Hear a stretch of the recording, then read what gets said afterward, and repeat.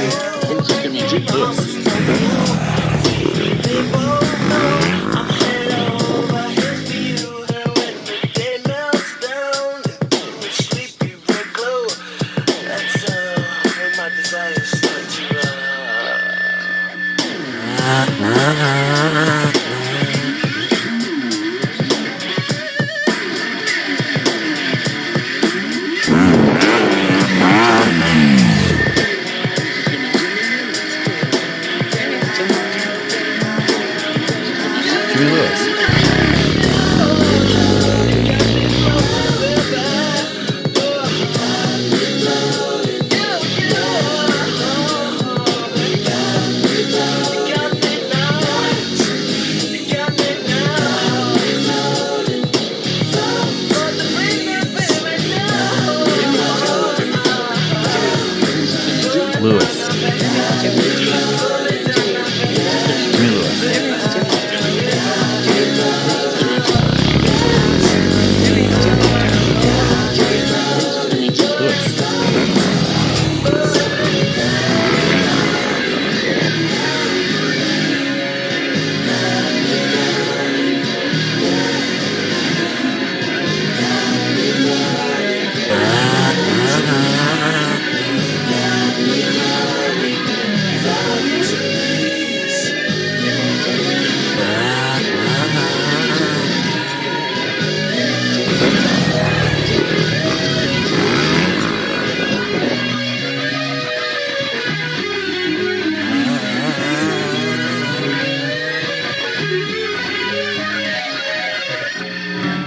Just kept on going.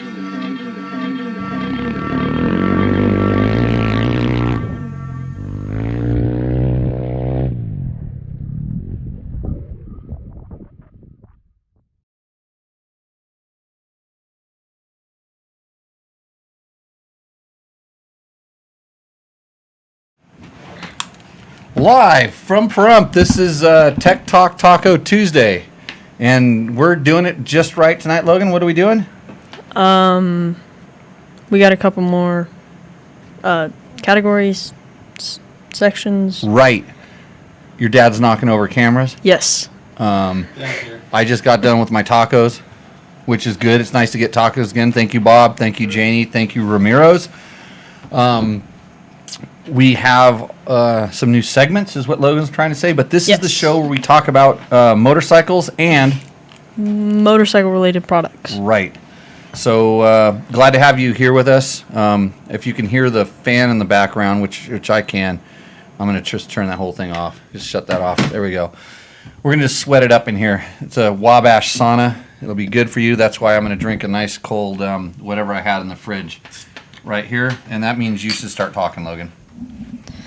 Couple more segments. Hopefully we'll spice up the show. Tell everybody about your race. You raced, right? Yes. I haven't even heard about this. Yeah. Night race, huh? Yes. And who'd you race with? One of my cousin's friends. Okay. And he is David Heffel. Yep. Faster than you, slower than you? I think pretty much exact same speed. Exact same speed. That's good because when I used to race, I've been on both sides of the equation. I've been the faster guy, and then I've been the slower guy. And I tell you what, it really sucks to be the slower guy. Yeah. Yeah.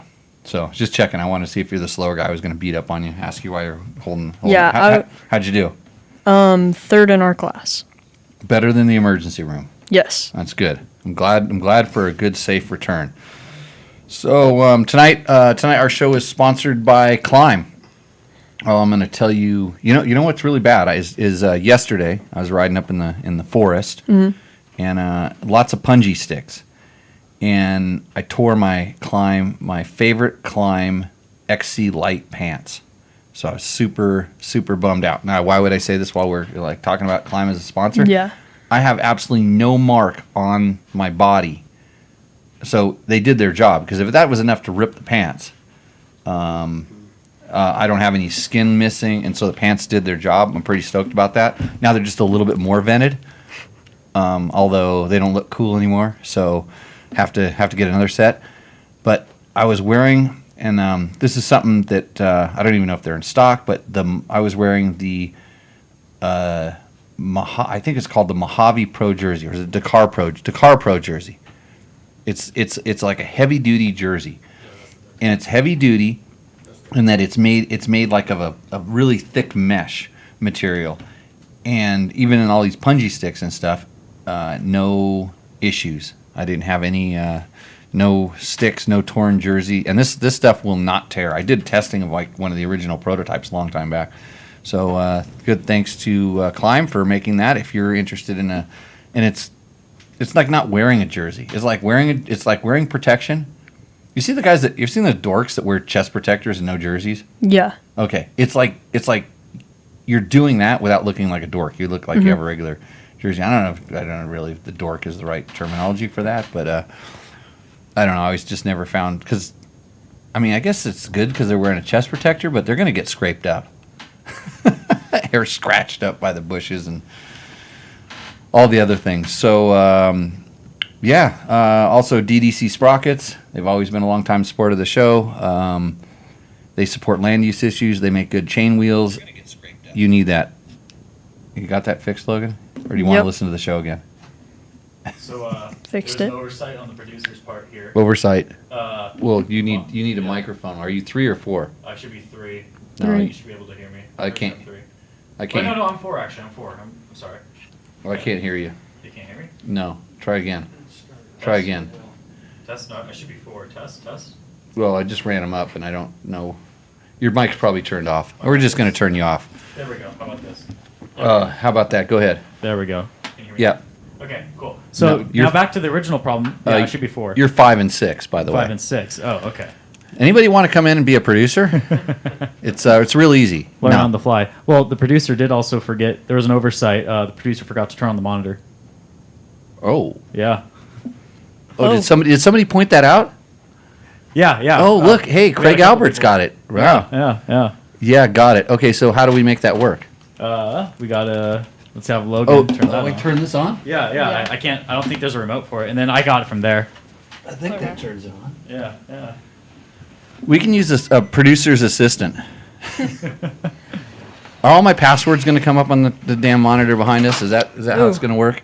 Yeah, easy on throwing stuff on the deck there, Chivo. So let's see. Let's talk about what's in the news, Logan.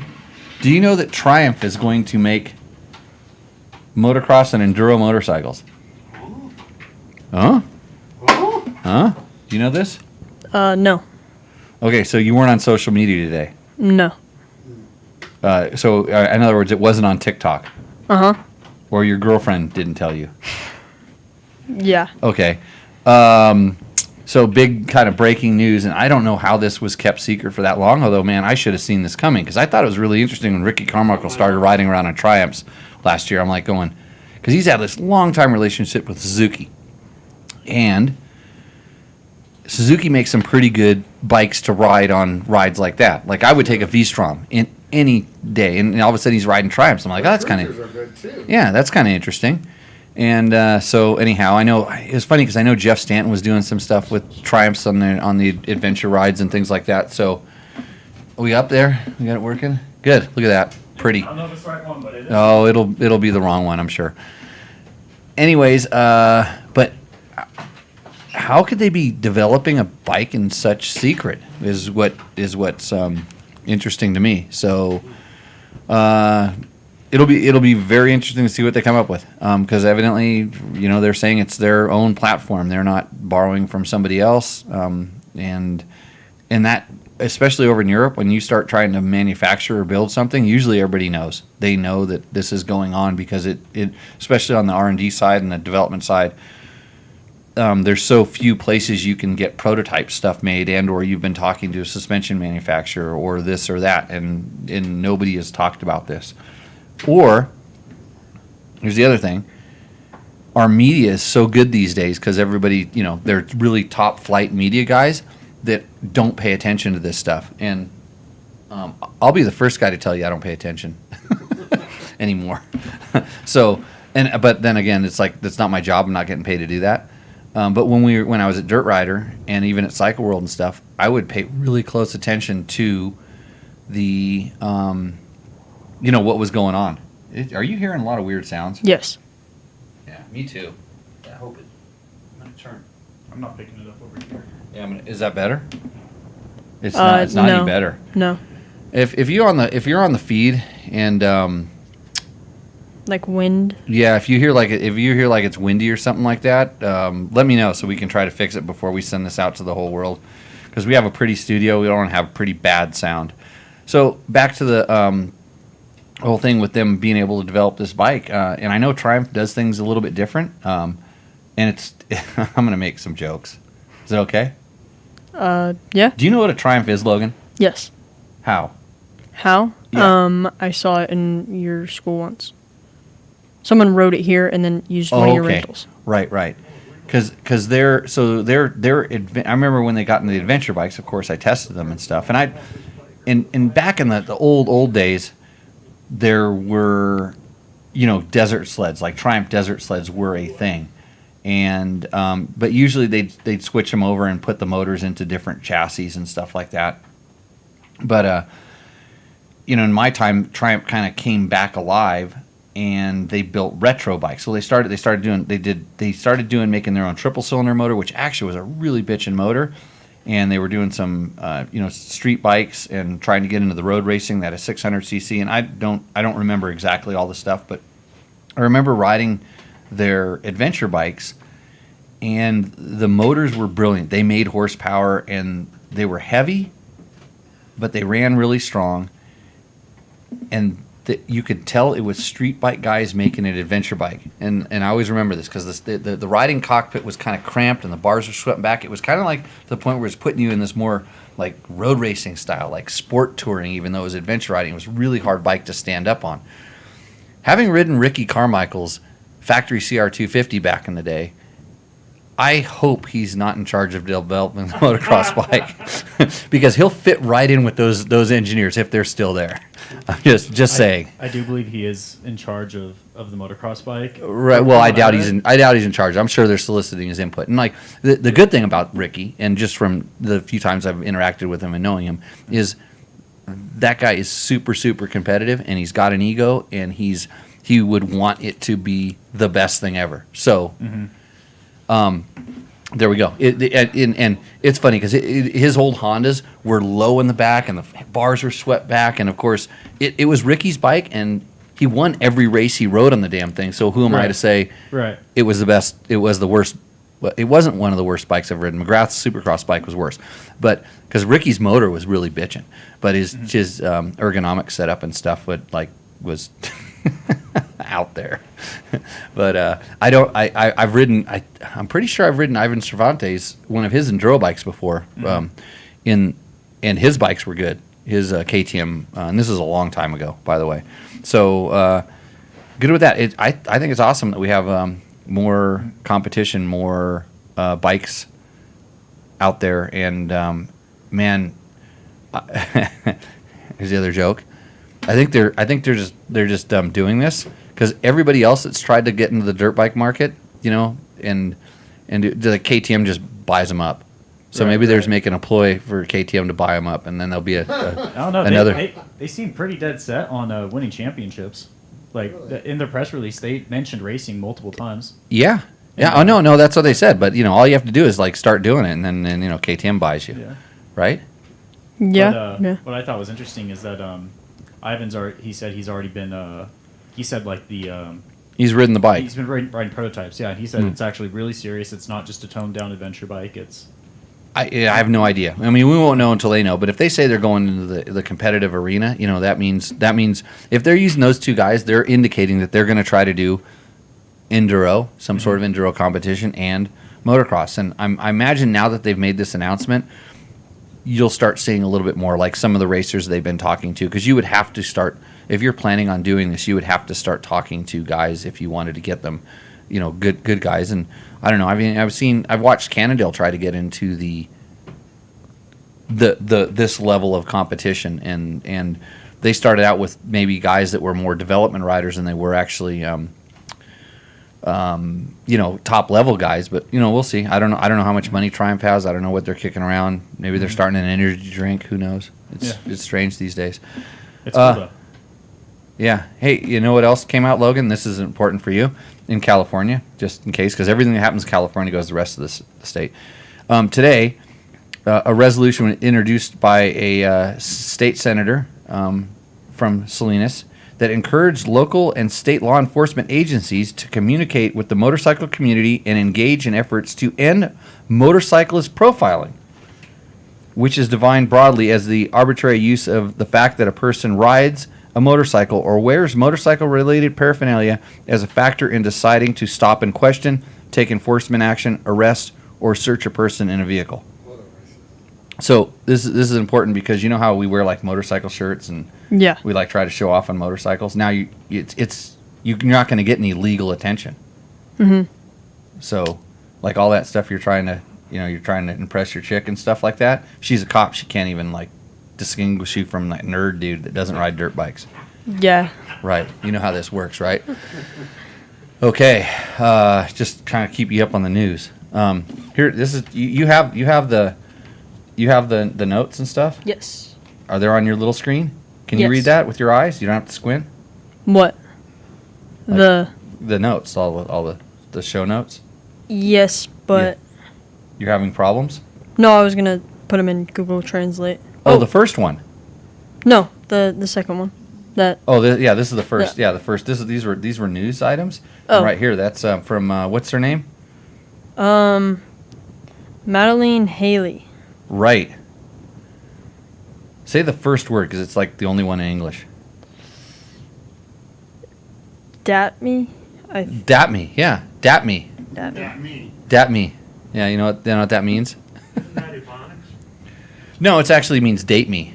Oh. So she's obviously hitting on Logan from the show. This is from a note from our last show. There's a website Oh, I see. I didn't even see that, Matt. Matt picked up on this real quick earlier. He Yeah, said, yeah, that's what he I'm said, talking about. "Oh, look at the letters. It's porn sex." I didn't see that, Yeah, but yeah, that's what I was talking about. Yeah. Did you think I was just making that up? okay. Oh, you're gonna have me read this? Look at he hands me the notes. You translated it? Yep, but I don't think it helped. Oh. Momo Dicky Dookie Shitta Congo Wong Rop. No, that's it's all kanji. I thought maybe you just pick up on it. So okay, let's skip to the next one. Motorcycle Hideout. Thanks for answering my question about the new Beta 200 compared to the KTM 200. However, I should have confirmed that I was talking about the difference in height, not wheelbase, of how the Beta feels shorter. Thanks, Kelly. So Kelly, thanks for doing the question on you. Yeah, we remember how we say kind of give us more information. And that's a horrible thing to say because I say that and then all of a sudden we get too much information. But it was enough information where we spent 4 to 5 minutes talking about the wrong thing. We were talking about wheelbase length because that's what most people talk about. But she actually was talking about seat height, and I responded back to her. It was interesting. So the Beta, for some reason, even at the same quoted seat height and measured at the same seat height, feels lower than KTM's. And yes. I think it has a little bit to do with the PDS versus a linkage shock is one of the main things. And but numerous test riders of ours say the same thing. So if you want a bike that feels shorter, a Beta for most people is generally better than a KTM. So that's the answer. Did anybody complain about the sound? There was we had a little bit of a blip in the stream where it just like froze for a little bit, but Okay. it's good now. Okay, I'm just like worried about this. I don't know what it is. Some people said they can't. They can't hear it. They can't hear anything. No, they can't. No, they can't hear. They can't hear what we're talking about, what we're Whatever hearing. you're talking about. Yeah. So, okay, next question. Mike Island. Best review on the internet, no question. Thanks. Nothing worse than guys that read the spec sheet. Thanks for telling it straight. Yeah, I hate the spec sheet. In fact, one of the things I like to do is I like to kind of go to the intro kind of uninformed.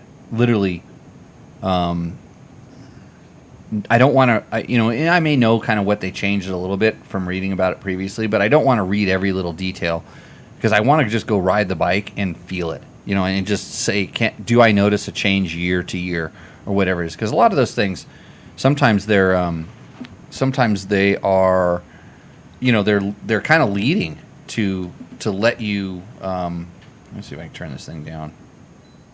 There we go. Because there's a lot of psychological stuff in the marketing department that they're trying to plant stuff in your head. And I mean, it was kind of funny because it got ridiculous at Kawasaki intros a few years back. They were going out of their way to repeat things 3 times, which I know is one of the things, like 3 times, to say it 3 times. And so they'd have 3 different people literally come up and tell you the same thing. One guy from the R&D department, one test rider, and then some factory guy. And they'd all kind of say the same thing, and almost to the point where it felt like they were reading off a script. And I'm just going, oh, come on, let me. If you want to do this about an hour after I ride the bike, so I can just go bullshit. When they start talking about the increased valve angle will do this and that and the other thing, and it's like I didn't really feel the power or whatever it was. So, glad we're not doing the spec sheet reviews, and we do try to tell it straight because I would want to have somebody do the same thing if I were researching about anything else. So, other things, whatever it is. Single tracker. Dirt bike test Jimmy. How about a test on big blocks? Is the Kenda your go-to tire for adventure bikes? What tire is on every single one of my adventure bikes, Logan? Kenda big block. Okay, so we've answered that question. I have to full disclosure here. Kenda does sponsor and support my off-road riding school, but I tell you what, if I was spending my hard-earned money on a knobby style tire for an adventure bike, I would give the Kenda Big Block a really good, hard, long look, and I would be buying it if I was paying for it with my own money. That's how much I like them. And the reason I actually approached Kenda a long time ago, because they've been with me now for, oh God, how long is it? How long? Not 20 years, but I mean, it's like since we've moved out here, maybe even previous to that, I was looking for a company that made both a good knobby for my dirt bikes and a good adventure bike tire. It was hard to find that at the time. Like Dunlop had the 908. They were just getting into the 908.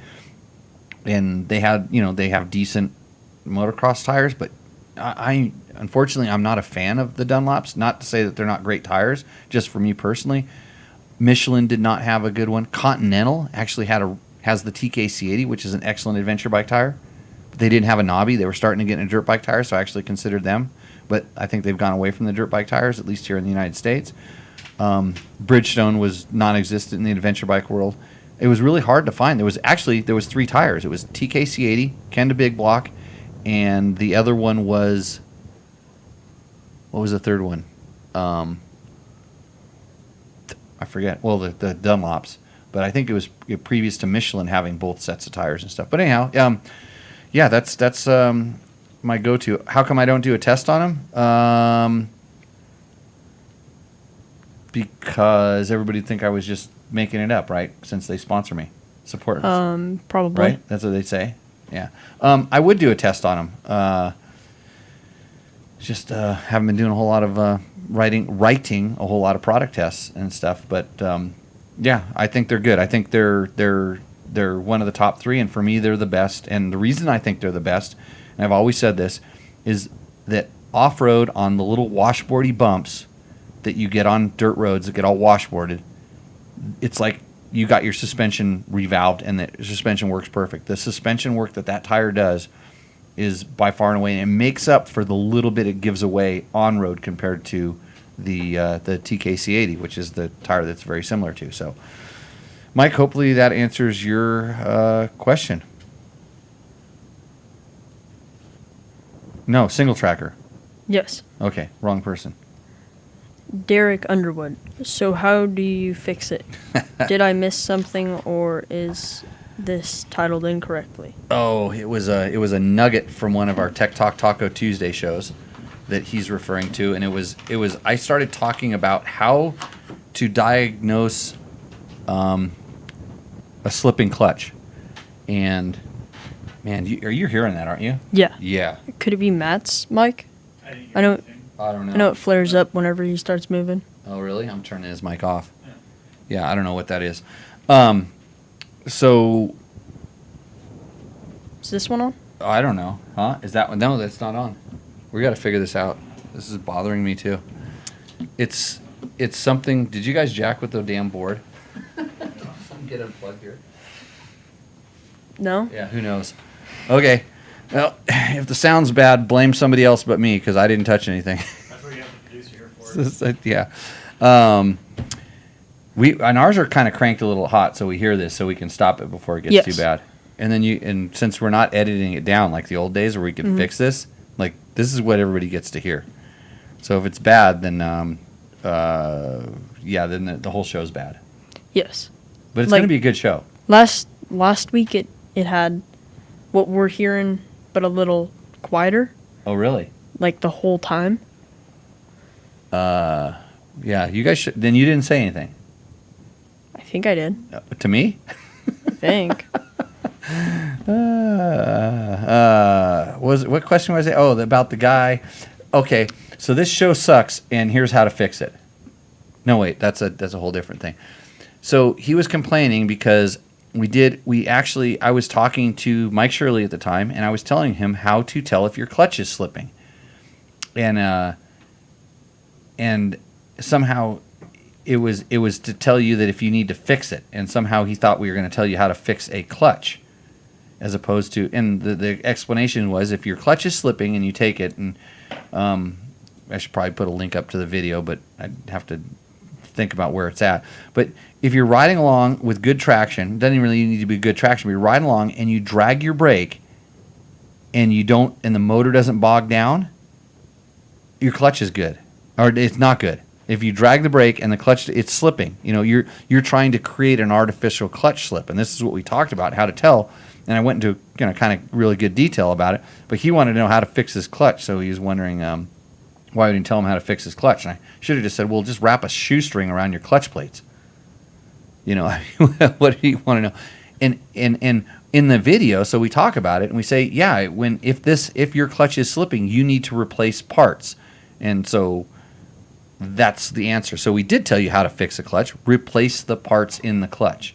I mean, do you want to know how to do it on a Honda CR450X, or do you want to know how to do it on a KTM 250 EXC, or maybe a Beta 200? Like which one of those? KTM 390? Which one?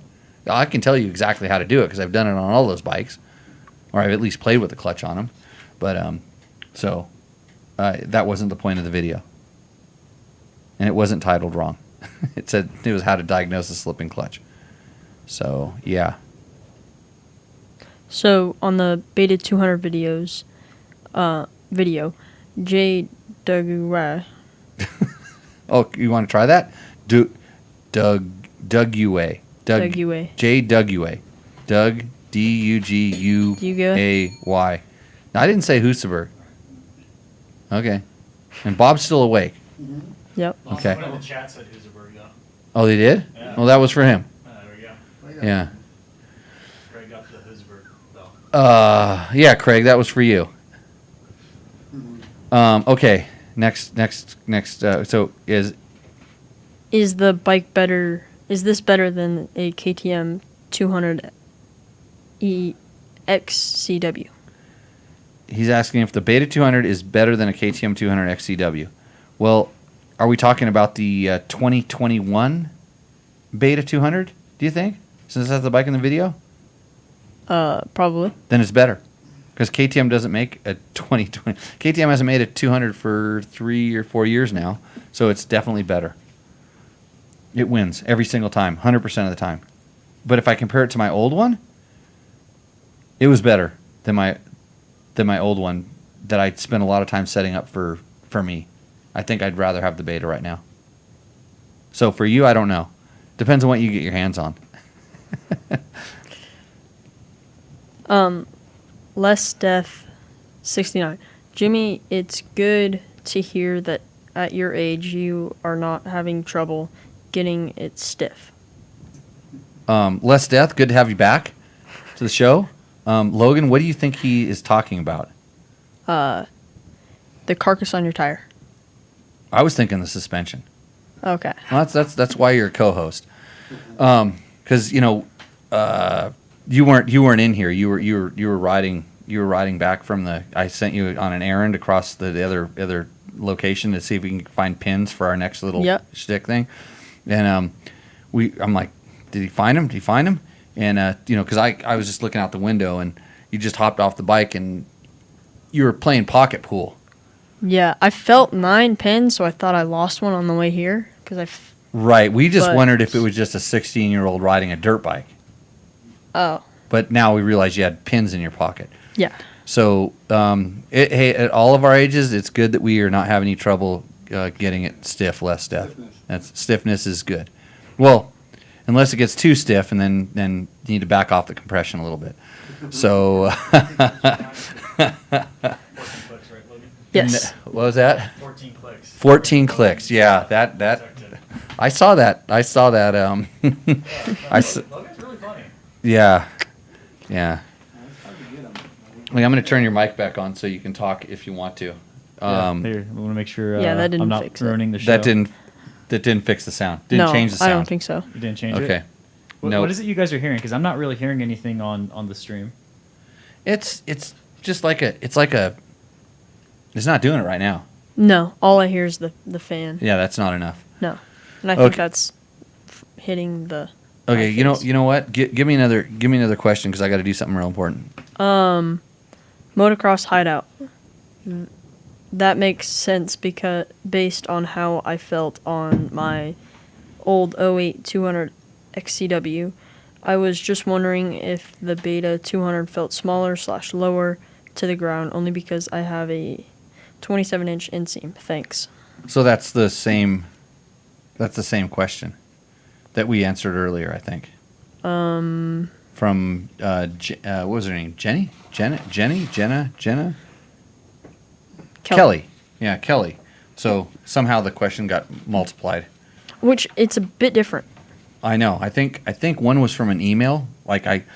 So the way I do these is a lot of times, like after we kind of put the show up, people will send emails back, and I grab those emails and I start the document, the show notes for your Yes. convenience. That I'm doing them for you now. Mm-hmm. Yeah. So I start those, and I grab. If you send me an email, they go right to the show notes for the next question. So we've answered this one. So you should have said, Jimmy, you already got this one. Like when you were reviewing these. Remember when you were reviewing these today when I sent them to you? At about 2:00 today. Yeah. It was the ping when your girlfriend was FaceTiming you. It was that ping that you got an email. It Yeah. would have been a little. Oh, it vibrated. Yeah, and it did. It vibrated, right? Yeah, probably. And you didn't say, "Hey, honey, I gotta go." I didn't see it. Oh, right. Yeah, when you see when my wife calls, what do I tell her? Gotta go. Yeah. Yeah. Okay. So that's what you start now. I mean, you're almost like 16 yet. October. October, because that's like you're ready for marriage at that point, Mm-hmm. and you got to get these things in place. Actually, we got Matt's minute. This is for later. Oh yeah, my minute. Your minute, yeah. Matt's Yeah, minute might address some of this later. But anyway, Yeah. so anyways, back to the show notes. So you should say, hey Jimmy, this one's in here twice. Mm-hmm. We should probably clean this shit up. Yeah. Okay. Next question. On the John Jackson. Questions for do kids today only ride dirt bikes for Instagram posts? Now that says kids. So since you're still under 16, you can qualify as the Mm-hmm. kids. Why don't you go ahead and answer that question? I'd say 80% of them do. This question was actually a lot longer, but for some reason, because it came in on the live feed last time, I wasn't able to download the whole thing. But he talked about how his kid, he went out there and they actually were doing some clicks of compression or something. He's like, "How is it?" And new gear or whatever. And then he's like, "Dad, I just wanted to get some Instagram photos." New bike, trying to get the thing set up. Well, I don't He see does about no Instagram to how many hours of riding. So no like you're not like bumping up your profile. I need to go check your profile. What are you shooting photos of?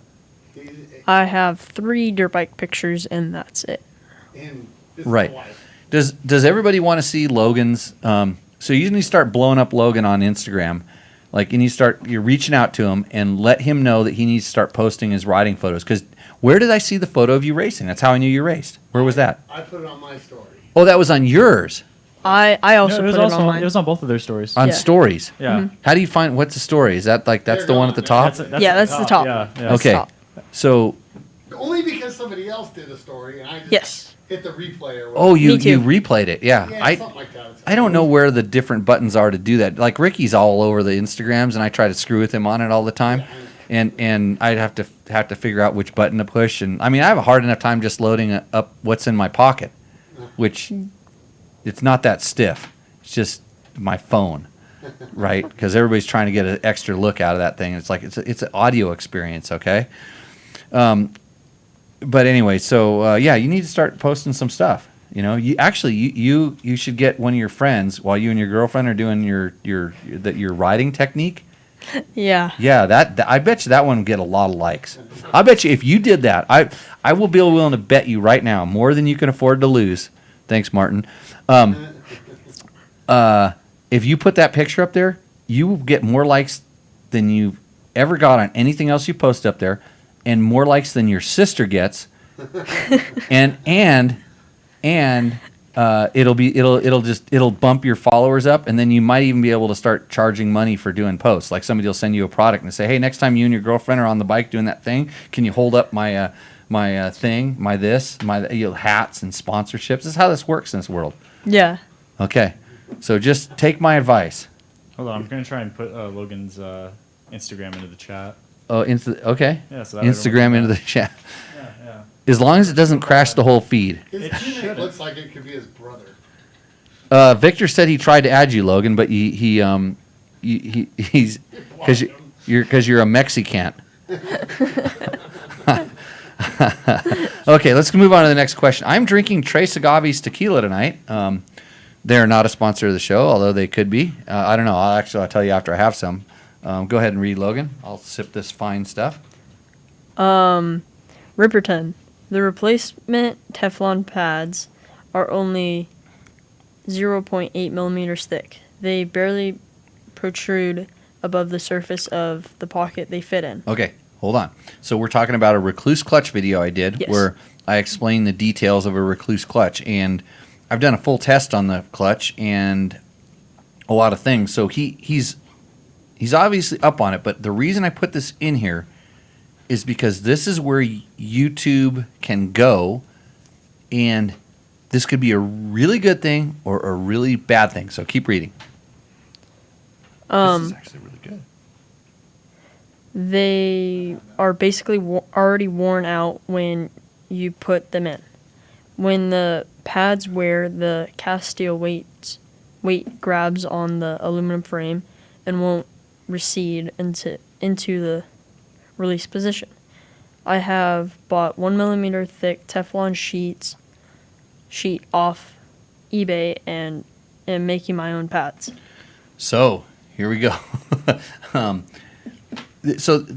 this is what's cool about, like, you know, the ability to share information and do different things. So he's reached out and on our recluse video mentioned this, and so he's measured them. Obviously, he's measured them. Now he's going to go 1 millimeter and do all this different stuff. And I don't know exactly what the material is in there, but just to be safe, I would always go with the parts that Recluse provides to replace the stuff with. You can buy those pads, although they seem to discourage it, and they'd like you to just buy, new wedges.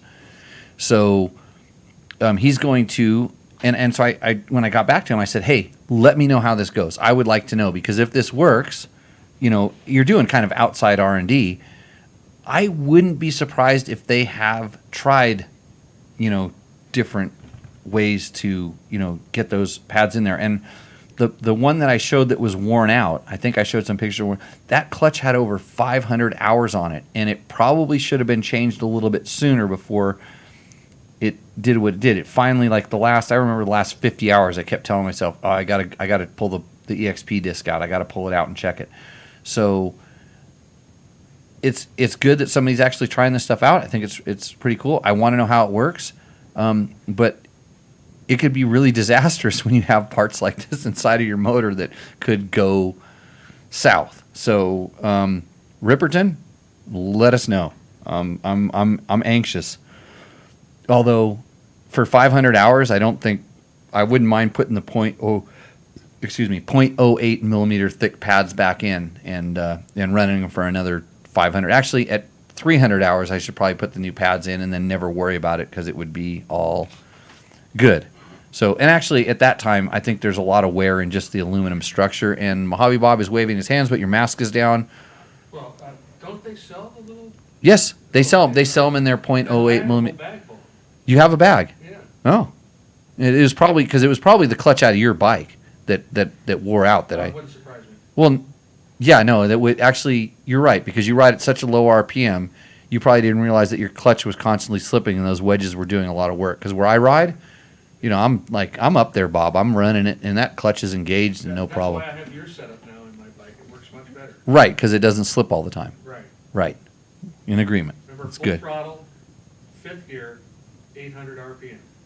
Yeah, but you do that. See, if you do that, your recluse clutch will take off. You could leave from front of this door on a recluse clutch bike in fifth gear and do 800 RPM, and it'll get you probably halfway down the street. Right. And then you'll have smoke coming out of your Think of how many engine. people I supported recluse. That's not the point here. And in all honesty, that is what gives these clutches a bad name. Like there's probably that's the main one, is people that don't realize that they're actually slipping it, like when they're slipping it all the time. And that's why we have this, like, call them up and tell them you talked to Jimmy Lewis and you want the Jimmy Lewis setup, and they're going to try to talk you out of it because they have their stock setup. Because mine engages too soon, because I don't want it ever slipping, because I do like to ride that tall gear, low RPM, where most of the bikes these days fuel injection will pull. But if you on the stock setup, they'll slip a little bit longer because they don't want the bike to bog down. They want it to kind of be revved up when that clutch finally engages. And with my setup, if you kind of come into it and you don't respect it, you can actually bog the bike down and potentially stall it. Actually, you can stall it real easy, especially on the bigger bikes, the 500s and stuff like that. But just blame me. Okay, so Ripperton, waiting for it. So what about the Tour of Idaho video, Logan? Wesley K. Great video. What bag is that on the tail? Looks handy. Okay, so in my Tour of Idaho video, I have luggage bags on my bike. And I went and did the Tour of Idaho.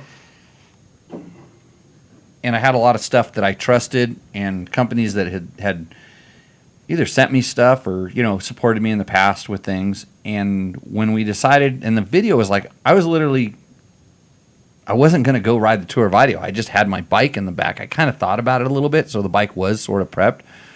But I ended up going up and doing a photo shoot halfway there, and I said, heck, I'm going to go up and do the Tour of Idaho. I went and did it, and I rode it. And luckily, I had a friend who was up in Idaho at the same time that was a videographer, and we shot the Tour of Idaho. And then we came back, and we had all this footage and stuff, and it's like, let's make a video. That isn't free. And I decided to go ahead and pay the editor, and I don't think I paid Will. I have to check with him. I probably didn't, but I never expected to make any money off of it. But when we kind of got it done, I'm like, this is pretty good. So I reached out to a lot of the companies that the stuff I use, because I just proven that your product can just do the Tour of Idaho, and it's very capable stuff. It's all stuff that I trusted before I actually went on the tour to put it on the bike to allow me to do a successful tour. And then I went and hit up a lot of these companies and said, hey, we're going to produce a video. Is there any way I could get a little help?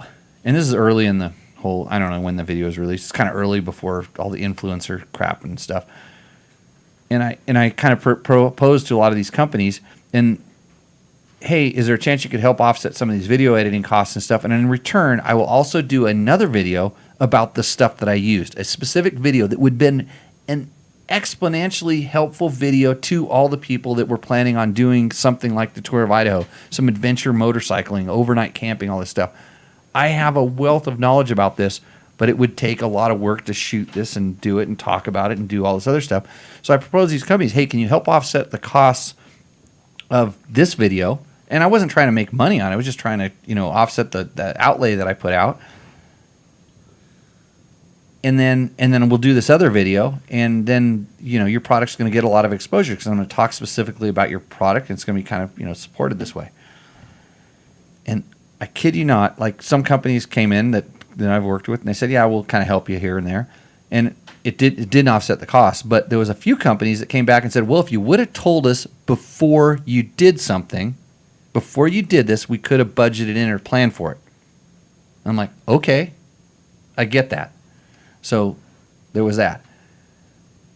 So shortly after that, we were going to do something else, something different. And I said, hey, I'm going to do this. And here's the same offer. I'm going to do something, and I can use your product or not use your product. But this time we're coming to the beginning. Same companies. And said, I'm going to use your product, but I'm going to do this. Here's a Tour of Idaho. I did it kind of like this. And this is what you're going to get. This will be kind of the end result will be similar. How would you like it if I used your product? And then now since you know what I'm capable of doing, here's what I'm going to do. Would you like to participate? Oh, same company. Not necessarily this one, but similar. Oh, well, how about you do it and then we take a look at it? I'm like, I can't decide whether I should do it and then ask you or ask you and then do it. I don't know. At this point, it's difficult for me that's trying to, make an existence. I'm making a living doing this, make an existence doing whatever it is that, I'm trying to do. And I mean, I really enjoy doing motorcycle riding, talking about dirt bikes, riding dirt bikes, testing, give you good information. But at the same time, it's like I've been doing it for a long time, and I do it because it's kind of fun, and I'll do a certain amount. But when it becomes work, all of a sudden, then it's like, you know why they call it work, Logan?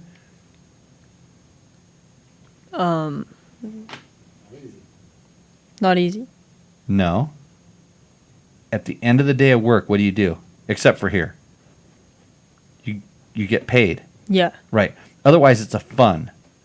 So I'm not funning these things. Actually, if you see me right now, and we're not, you're not making money. We're funning this. We're not working this. Yeah. So that's the difference. So that's why I said except for here, because you haven't seen a paycheck for a little while, have you? No. Yeah, I'm waiting for that invoice. Good thing is I know I'll never get it, just like the show notes. So, okay. Is that a rant or what? Should I just start? That was a rant, yeah. I need a bottle of wine at that point. Yeah, that you was should. bad. I'm sorry. No, we get you some. We get $3 Chuck for. We have a $3 Chuck rant. $3 Chuck. Or $3 Chuck wine. There we go. Yeah. You just have a bottle ready and just start. Just put it on the table when I just start doing I'll that. give you a really nice wine glass. We'll make it really nice. No, it'll be a new segment. Hey, it's just like I joked earlier about. There's no real journalists anymore. I mean, these guys are just sending it home. I mean, it's. I can't believe that these guys are supposed to be out there like this is their job day in and day out. Should be knowing what's going on in the motorcycle world. And Triumph is developing a motorcycle, and this goes not just here. This is over in Europe. I mean, even when we're I was involved with some of the BMW development and stuff. Like stuff got out. I didn't say Husaberg. You got to put that thing needs to be more than an arm's length away. It does. Yeah. So. We need to talk about Husabergs. We will. Oh, we will. Okay, KTM 390 build. Let's get into it. Mike Island. And Mike Island made a lot of comments. He's got a lot of. I hope he's watching. Is Yeah. Mike Island in the chat? I think he might be in the YouTube zones. I think that's where he's at. But okay, what's his question? Best reviewer on the internet. Wait, is this a Yes. second one again? That's why I stuttered Look. right when I said his name. Oh, really? You stuttered? A little. I thought you were just gonna go. I used to say lots of words like that, and I'm trying to clean up my act. But we'll get to you later. Hey, what is it about you counting to 9? 9? Yeah. Yeah. Yeah. 8, 9. Huh? Inside joke that I don't know about? My chain for my e-bike. Oh, Oh. yeah. Okay. Oh, you're supposed to cut out 8 or 9 links? No, I knew it was an 8-speed from the start.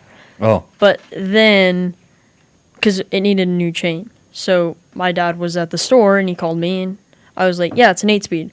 He's like, can you check for me, please? So I went outside, I checked. The chain was off of a gear. So I went, I see 8. That must be a gear. Because it was actually kind of. Off the smallest and we- Oh, so you counted 9? Yes. Because the chain was down below the smallest chain ring. Exactly. But at the end of the 3 days later, end of the day, it actually needed a 10-speed chain. So I was just one off And- too low. Huh? Mountain bikes, the chain Yeah. varies in width off of how many speeds it is. Oh, yeah, I don't know this. Weird, right? Yeah. I didn't know that either. Well, I probably, last time I went to a bike shop, the guy told me that, like, I don't know much, but the fact that the guy behind the counter knew way less really distracted me, and so I went to the internets and got what the part I needed, which is, that's the death of brick and mortar. I mean, if you have a guy that, I was ready to spend a lot of money there, and this guy gave me information that I knew was incorrect, and he was telling me it was correct, and I'm like, no. My guy was good, but my counter was not. Right. Well, I just wondered where the 9 thing came from. Yeah. That's Yeah. good. Yeah. Okay, you get a 9 for that answer. Next. Is that one? Yeah, that I said? we already answered that one. So what's the next one? I think it's this No. one here. Oh, you don't have it. I don't have it. No, it says. Dirt bike test. Thanks, Mike. We try. Some might even think it is worth $1. Oh, so Oh, another rant. oh. We need to get the wine. No.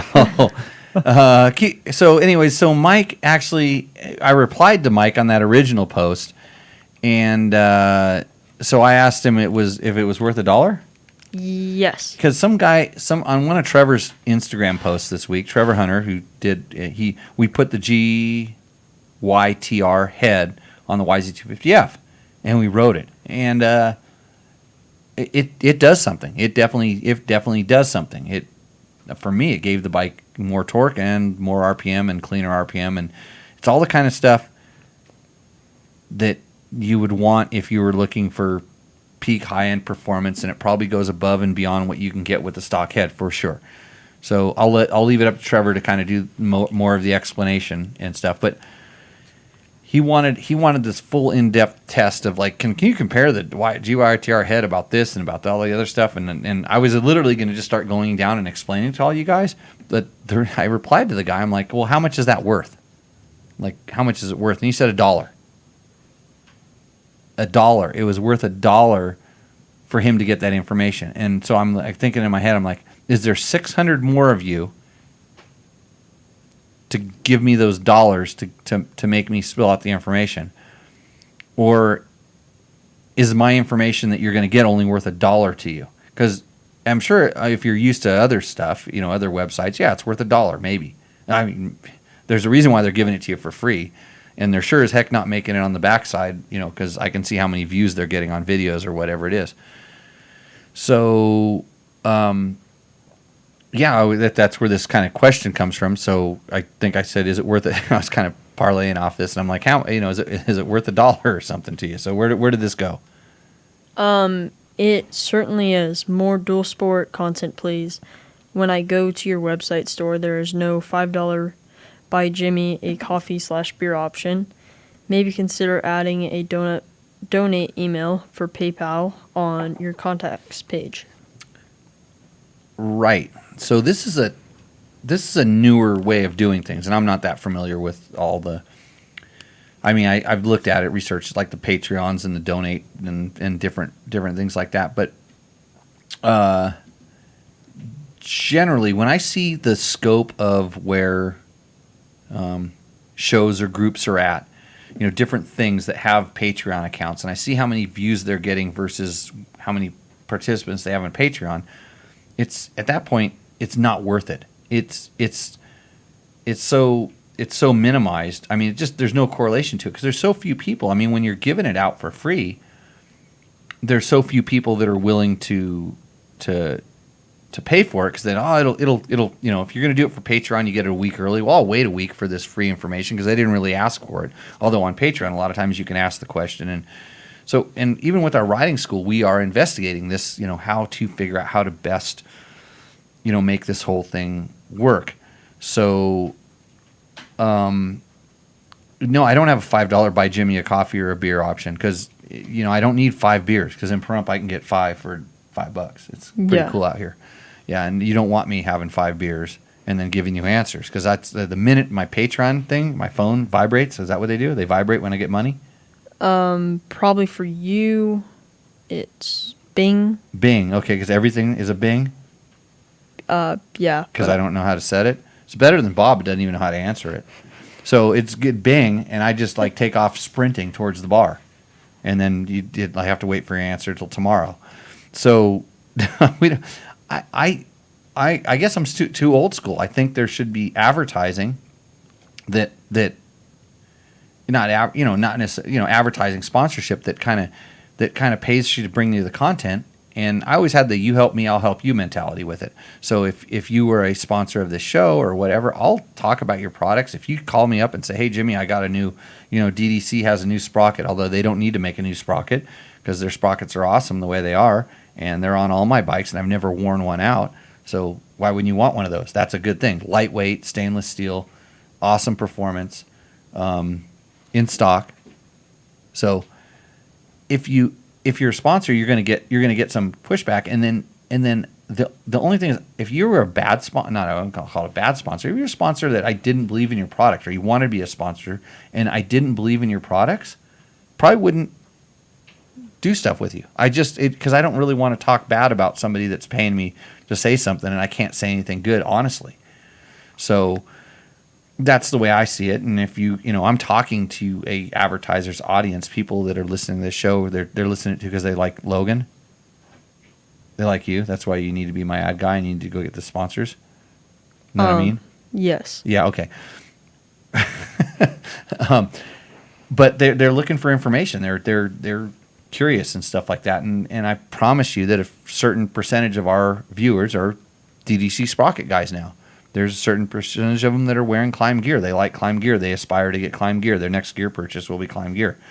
I'm probably not going to change the brand you ride on right away. But, me telling you that the stuff we talk about KTMs and the stuff we talk about Hondas, I have no problem telling you how good those companies' products are. I'd like to talk about other brands the same way, and I would be more inclined to do it if they were part of it. But it doesn't mean I'm not going to talk about the ones that you don't hear about. Like, it doesn't matter. If there's news about it, if it's interesting, if somebody asks me a question, the question's on the table. Let's talk about it. And I'm not going to badmouth them because it's a sponsor, but to go, I mean, to try to to make the viewers pay for it, because here I'm trying to think of why I have such a problem with it, and I probably have a problem is that if you're the guy that wants to pay $5, man, I really appreciate it. I think that's cool. But then I think about the 70 other guys that are riding off your shoulders that are getting it for free, and in reality the $5 isn't. It's because. I don't even know how to explain it. It's like $5 is not worth it. Like, that's not going to drive the show. And do I gamble that I'm going to get like X amount of guys that are going to do the $5 thing that make it work, and then all these other people will start watching. Maybe out of every 70, one of them is going to send $5, and at that point the ratio isn't right until you're up in these, just like us expecting to make money off of Google. Or, by the way, you can click through our links on dirt bike tests through Amazon. We have that stuff going, and we get a little bit every month, and it keeps the lights on the website, right? They keep lights on the website. Yeah, Amazon affiliate. So, right? Yeah, Amazon affiliates. We do that. There So just go to a Fresh Dirt story on like the story that Scott did today about the Triumph. Go there at the bottom. You can buy beef jerky. You can buy Triumph beef jerky because that's a thing. Well, it's not Triumph, the motorcycle company. Oh, he put Triumph in the search part of it, and so like beef jerky came up. That's awesome. And you can buy that, and then we get a little slice of that. But so, Craig Alberts says I'm a cheapskate, and he's sending in my $5. Is it $5 for the shirt? I think is Craig the guy? Somebody bought like 5 or 6 shirts. I mean, they really did. They went out of their way, and it was funny because like one of the sizes was out, and I got back with emails, and I felt bad about that. I mean, because I'm a cheapskate myself, So yeah. And I every once in a while I go, man, I should Patreon this guy or something. And then it's like, oh god, what a pain in the ass to have to log in and sign up and all this. So, and there have been guys that have sent me money. They've actually sent it like Venmo'd to my email. They just Venmo you money, and I reject it. Yeah. It's like, dude, I totally appreciate this. I really, really do. But it's I don't know. I mean, I guess we could build you got to lay the foundation or something like that. There's a way to do it with Patreon, but yeah. There's a way to do it. I don't, like I say, I would never do this because I was forced to, because I was getting a paycheck. If I didn't enjoy doing this, if this wasn't fun, if I didn't feel like I was torturing Logan every Tuesday night, I would, and getting a kick out of it, right, Logan? Yeah. Yeah, I wouldn't do this. So it's all about the fun. But I promise you, if money comes into this thing, it's going to the guys that are helping putting it on and doing all their stuff, and I'll just take the $5 and go to the bar and get super loaded, right? Right. Well, hopefully. Hey, you're 21. You want to go to the Hideaway tonight? The Highway. Hit the Hideaway? Yeah. I'll go to the Hideaway. Arnie's, yeah, one of the dive bars around here. Irene's, something like that. We could even go. We can go down to Sherry's Ranch. Oh, there we go. I've actually never been in Sherry's, so. One of these days, Matt. One of these days. Actually, maybe tomorrow. Maybe tomorrow. You just let me know. I've heard a lot of stories about the tours from you and Heather. Right. Yeah. Yeah. This isn't the show. Let's just move on. Next question, Okay, Logan. okay. You didn't hear any of that. Wait one till old- you're Logan's not 18, invited. 21, whatever it is. One old man riding. Great upgrades. I went with the AXP plate. I should have waited for the Black Dog one. Of course you should have. No, I mean, how do you know? He probably needed the skid plate as quickly as we needed the skid plate on that 390, and the Black Dog one is indestructible. Let's put it that way. So, okay, what does ADV Matt say? I love mine. I ride it within its limitations, and it is a very complete and capable bike. Throw camping gear on it and hit the backcountry trails. BTW Hyper Pro has progressive fork springs and tunable shock. The next thing that I would actually start modifying on our particular bike would be the suspension. And the reason I don't is because it's actually pretty good. And I start feeling like, I understand limitations of certain bikes and stuff, and I start feeling like if you start making that suspension much better, and this kind of goes for a lot of adventure bikes, if you start making that suspension much better, and usually it requires stiffening it up to a certain extent, because you're really trying to get rid of bottoming is what most people are trying to get rid of. That bottoming forces get higher, which means you're transmitting higher shocks into the chassis and stuff. And I know our wheels can take it because those wheels are really good. But like how stout and robust is the frame? Is it going to stretch or bend? Who knows? So I think the next upgrade would be a suspension upgrade, but I would start being very careful about, when I let you kids go ride that thing because you'll start jumping it. I know. I need to practice those whips that I'm trying to figure out the physics of. Oh, Yeah. boy. Actually, I'll try to whip that thing. No, you should. I'll find a tabletop. I'll land the backside. There you go. That's the way you're supposed to do You it. go to the one over off of the Game Bird area. No, that's Logan's territory. I'm not allowed. I can't encroach. He'll come Yeah, chase you it's off. like they start flashing little signs at me and stuff like that, and they're like, Yeah. "Old dude, get away, bro. We're gonna shoot you down." Yeah. It's the warning Yeah. signs. At least you're smart enough to realize that that's the teenager way of telling you to back off. Right. What does Scott Walter want to know? KTM Powersports has spoked wheels for this bike now, available for around $1,000 US. That's a good deal. Like a set of wheels for that bike at $1,000 is good. Because I know, I would guess that the W wheels that we have would have cost double, largely because of the hubs. The hubs were very expensive to buy as KTM parts because there's no hub for that particular bike, and they really tried sourcing one someplace else. So that is a good deal. Although if you want your bike to look as blingy as ours, W wheels. Yep. What does Jerome Sweet want to know? I have a 21 390, and I simply cannot imagine it would do well off-road. You have to wring the hell out of it for power. Granted, I'm comparing it to my CRF 450L, but still. You want to answer that? I just lugged it. I didn't. I lug it too. Actually, that's the reason I have a little bit of a problem with the Recluse clutch, as I explained in the video, because the bike does make good torque, and ours makes Yeah. even more now with that ECU. But I responded back to him and told him that, like, look, you got to trust the torque on that bike. It doesn't have a lot of flywheel inertia, but if that throttle's cracked, I bet you can't stall it. Like if you hold that throttle at like 2 or 3%, like it wants to keep running. It doesn't. Like you don't have to wring it out. You can kind of keep banging gears at low RPMs. It's not fast by any means, and I think he feels like that more chuggy power that he's getting out of his 450L, and if 50 cc's will do some of that. But I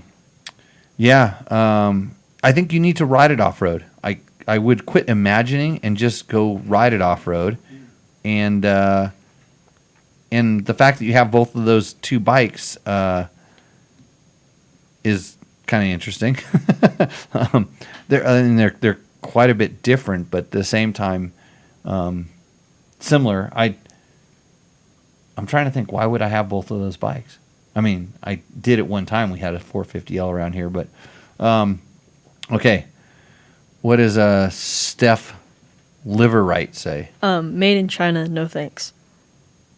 Did you know that the KTM 390 was made in China? No. No, thought it I was didn't made either. in India. Right. This is what you get out of YouTube.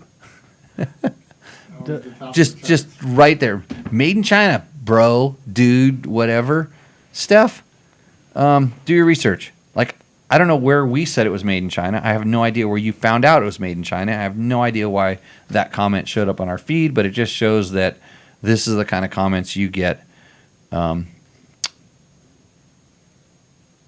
for putting a lot of hard work and effort into doing a video that tries to explain to people how to take a bike and make it better. Okay. Oh, it's Jerome again. Yes. Jerome's back. I'm pretty sure no one would dump 4K into a 6K bike. It makes no sense, We in did. my opinion. Why not just buy a better adventure bike or a dual sport bike at that point? The Duke 390 Adventure I think, is designed to introduce people to adventure riding, and that's it. Sell it and upgrade. So the 390 Adventure is designed to introduce people into adventure riding. That's the point where he got it right. But no one would dump 4K into a 6,000 bike. I beg to differ. The reason we went down that path that we did with this bike is, number one, like I said in the video, we are addressing issues that we complained about with that bike. And I don't like to just complain and then walk away.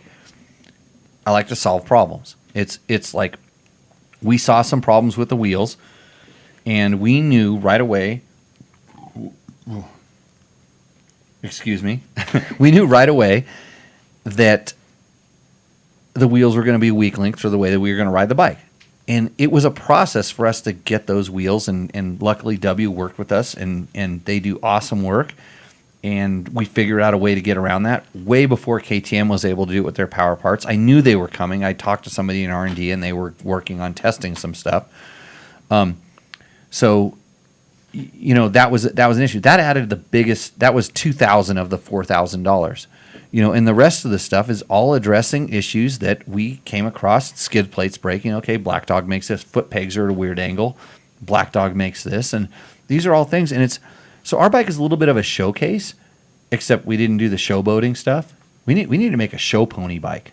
Mm-hmm. We need to just put stickers on a turd and just like talk about how awesome it is. You need to get on that. That's part of your marketing duties. Okay, but those foot pegs they have the coolest feature I've ever seen on any foot pegs, though. They're on any Black Dog foot peg. Really? Yes. Yeah, Black Dog foot pegs all have bottle openers on the bottom. That is awesome. Yeah. No, it's a selling feature. It's really cool.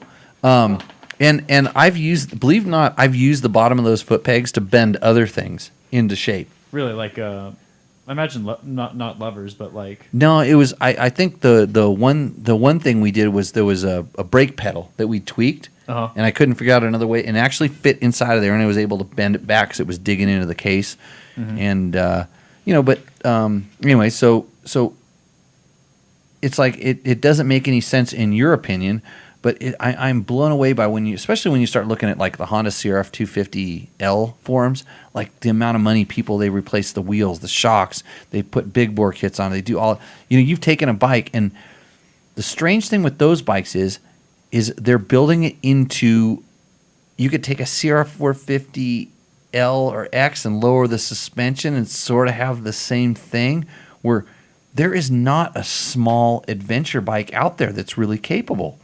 Like, people say, well, I think we'll get to this. Oh, yeah. It's the next question. But, like, well, why don't you just buy a KTM 690? Or why don't you buy a 10 or a T7? Okay, Logan, next question. David Clark, including the wheels and recluse, you probably spent 50% of the MSRP on farkles and fixes. Still much less cost and weight than a 690 or 890, but still would be nice to see an Adventure R with proper 21 18 spoked wheels and flat pegs. perhaps they are going to leave this bike an entry level / world bike and sell the 490s in Duke, Adventure, and R terms. What does Porterhouse have to say? Just buy a 690 Enduro. So, I mean, there was probably like 10, 20 comments that said the same kind of thing, or buy a T7, or buy this or that, whatever it is. And it's just a different bike. It's smaller. It's a little bit lighter. It's easier to pick up. It's all the kind of things that, so for sure, it hits the mark as an entry-level adventure bike. It does this. But then as you're entry level and you become a novice rider, and then you bought it because it was small and you still don't want something that's big, or you know that you don't want a big bike, here's a bike for you, and here's how to modify it, and here's how to make it better. So they don't want a 690 and they don't want a T7. Or maybe they don't know they do, and they'll grow into that eventually. But as they grow, it's a big step to go from a stock KTM 390 to anything else, especially a 690 or an 890 or 790 or any older adventure bike that you get at a lower cost. The next step really would be one of those, like those BMW F650s that weren't really 650s, but there's these lowered 850 things that are kind of, because it's really the size that you're dealing with. Then all of a sudden you just go exponential in the weight. So it's fitting a spot. I mean, I would think the next logical step would be to go to something like a 450 or a 500 or a 350 kind of dual sport bike, and then trim it out for adventure. But then it's not as comfy and smooth. So that's why you just don't buy a 690 Enduro. I wonder what kind of videos Porterhouse has up on his thing. Does he think it'd be about steaks? Maybe. Maybe? Yeah, Porterhouse. A Farkle? A Farkle is it's like an adventure rider term that you just put like fake shit on your bike. Like if we farkled out that thing and have like lots of GPS mounts and gold blingy things on it, and stuff that doesn't do anything, but it looks, it generally, it's more about talking about around the campsite than it is about doing this. Okay, so next question. Who asks it and what do they want to know? Who is that? I don't know. Oh, you want me to try to pronounce that name? Yes. Why don't you try it first? G. Taranda Senda. Cindy. Chitranda Senda? Cindy. Jitendra Shendi. Jitendra Shendi. I suspect that they're from Mexico, right? I don't know. Victor will confirm that. He knows everybody in Mexico. Question, please. What is the total weight increase with all the mods and parts? With ECU mapped, increased power and torque, how does the new weight to power ratio compare to the original stock bike? So, do you think this person works in a tech-oriented field? Maybe. Someone that likes numbers and ratios and comparisons and stuff? I would think so too. So right under this on the show notes, Logan, read what it says. Weigh this bike before the show and get the numbers. Okay, so you have the numbers for us. I'm ready. I'm all ready because we're gonna do a weight to horsepower compare ratio. I think there's a whiteboard over there someplace. We're gonna pull it out, and we're gonna chart all this stuff down. My big whiteboard? Yeah, big whiteboard. Is there anything else on it that we shouldn't show the folks? Is there any proprietary information? It's all whited down. There's no. Okay, it's time for the Logan's whiteboard hour. Okay, so we'll hand it here and right over here. Just bring Thank it. you, live studio audience. Yeah, I'm gonna bring right here. Hold this up. Okay, so give me that pen there, Logan. Okay, so here's how this works. Logan's gonna give me the numbers. So, Logan, what's the weight of the bike? 348 dry. Wait a minute. You actually went out and weighed this. No, I got it off Google. Is that zero fuel weight? I don't know. Got it off Google. The Okay. dry weight was Google. 348. I'll just call it G for Google, and I'll put an asterisk right here. Okay. Yep. So that's the stock weight, right? Weight stock. Okay. Now the other number we need here is We need the weight of our modified bike. Yes. Okay. What's that? I did not weigh the bike before the show. Okay, so that's a big question mark. Is it in the video? Question mark, put an L next to it. No, we didn't weigh it on the video either. Okay. But that's why the note right there says weigh bike before the show to get the numbers. Okay. Yeah. So what's the horsepower number? Probably another Google. Oh, okay. Horse. Yep. 44. 44. And also when I tapped and Googled H, I didn't hit search, but it popped up with, what was it? It was bar bends or bar height. Bar height. Bar height. Handlebar risers. And where does that fit into the equation? How's that going to Nothing, affect the horsepower? but that was just the What? number one search. Oh, number thing. one search. Yes, Oh, for we H. put bar rises on our bike too. So Yes. So horsepower is 44, and so the current horsepower. You've ridden this bike. Not after the thing. I did it right whenever we put the ECU on it. So that's modified. How much Yes. horsepower does it have? 46. 46. Okay. I'm going to put it Logan next Yeah. to that. So the big problem with doing this equation is so somehow if you were going to take this like power to weight, you would take the weight and the horsepower compared to that's a question mark. Yep. This weight that we don't have compared to this horsepower, which actually isn't a real figure. No. But I'm gonna agree with you. It's probably not a big increase here. Well, actually, it is because the RPM goes up so much more. So I'm gonna, if it's really stock 44, I'm gonna go with it's putting out like 48. I'll Okay. put 48 for a Jimmy dyno, my Mm. butt dyno, and I don't know Yeah. I don't know which is more accurate. So as you can see, we have it's like we have a. There.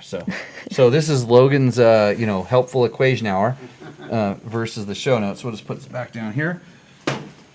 If you have any comments about the outcome of this segment, you know who to email. Do it on his Instagram account right after you get that photo that you want. So okay, what else do we? So remember when those notes and it was highlighted and it had your name next to it? It's really Yes. big. Yeah, that's at 2:00 when the thing's reading. You're like going, yeah. Well, you don't really talk. You just shake your head up and down on the sexting call or whatever you guys do, or it's like by video. Okay, so got it. Road Ghost 88. It's a great little bike. I have over 5,000 on mine with no problems. I put an air seat cover on for comfort, then installed risers, but I really Risers? Yes. I wish it was 2 inches higher at the front. There's some fork extenders being sold from the UK that will rise the front 1 to 2 inches, but the jury is still out on them. Lots of front end dips on this bike, normal for real dirt bikes, but they have the length to make it tolerable. Not so with the 390 Adventure. Feels like a sport bike, hard on the forearms. Anyways, because of its weight, it will go anywhere. MTC is a pain thought. Though. So yeah, MTT is a pain on this bike. So it's funny because he says not so with the 390 Adventure. Like I say, normal real dirt bikes have the length to make it tolerable. So he's talking about some sort of a fork extender that will raise the front end, and he's talking about. It sounds like they're extending the forks, and he's going to slide them down on the clamps and raise the front end of the bike up, which to me would. I actually get where he's coming from, where it does feel like that front end is a little bit low, and maybe like some. I would think fork springs would help more than. You could probably put some preload spacers in there and accomplish some of the same thing if you're a heavier rider, but for smaller riders, we found that the suspension is actually pretty good. So, I don't know that I'd really want to slide the forks down because you're not going to change the way that they work, and then you would change the attitude of the bike and Depends on your size. I mean, at that point. But 2 inches higher in the front. I wonder how an air seat. So his air seat's raising him up and is actually amplifying the problem. So, because the other thing I said I would want to modify in this bike. Hey, by the way, make Logan remember this.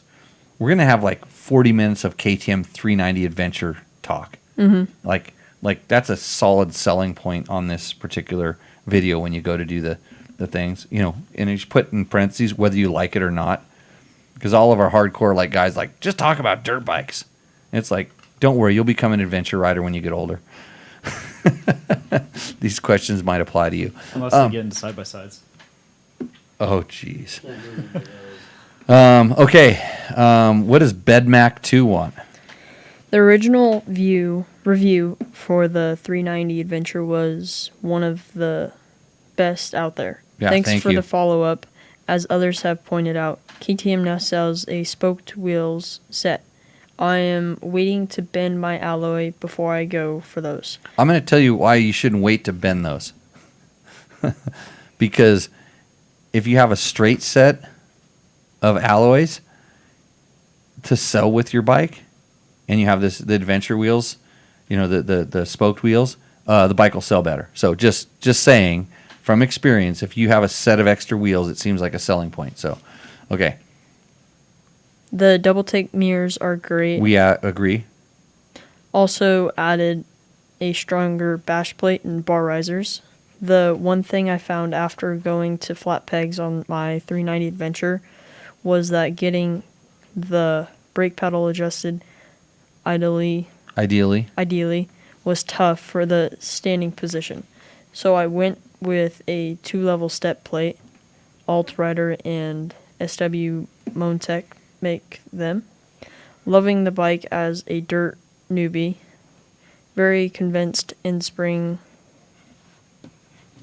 Confidence inspiring. My last mod was I went to a 14T front sprocket but haven't checked it out in the dirt yet. Take that, Jerome, David, and Porterhouse. Yeah, see, he likes his KTM 390. Did either of you guys notice the brake pedal being low? No, No.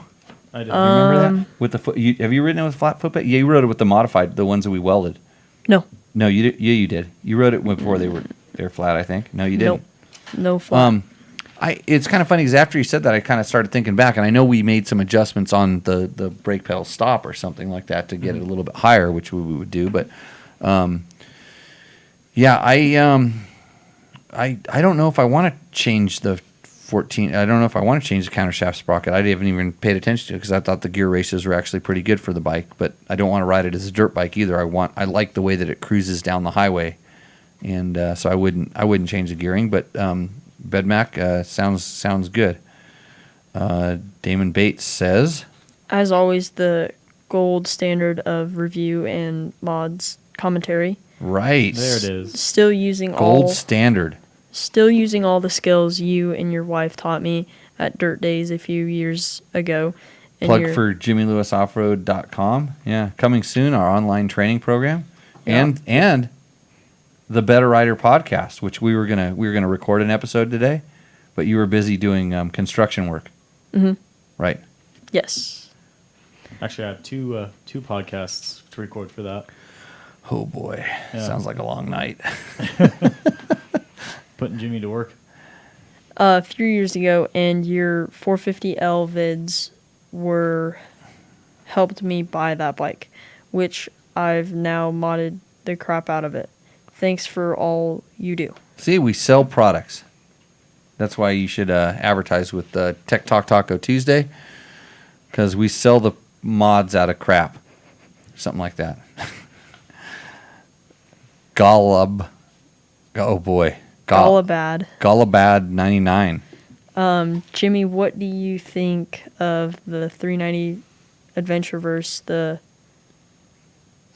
It's like fart, but with an S. Spartan Pillin? Svart Pillin. Spart Pillin 401, That's a Husqvarna. which is better all around and light off-road motorcycle for a beginner? Can't answer that question. Never ridden a Svart Pillin. So I can't, but I would tell you the KTM 390 Adventure is a great motorcycle, off-road motorcycle, light off-road motorcycle, and an awesome street bike for a beginner. Period. Brian, this is my very first motorcycle, and I got it about 6 months ago. Perfect beginner bike, and this thing is a blast. Take that, Galabad 99. Look at perfect. 6 months ago, guy's still happy, hasn't outgrown it. All good. Andrew Boundy, expert information, informed testing. I guess my takeaway is buy a different bike if you need to make all those mods to make your bike. I'm guessing you're into $4,000 to $5,000, and with the price of that bike, you're into T7 territory, which has a lot of things taken care of already. Though not perfect to suspect, as you say, maybe wait for the R version of the 390 if it's the platform you love. Anyways, good information. Thanks. Okay. So he brought up an interesting point. That's why I put this one last.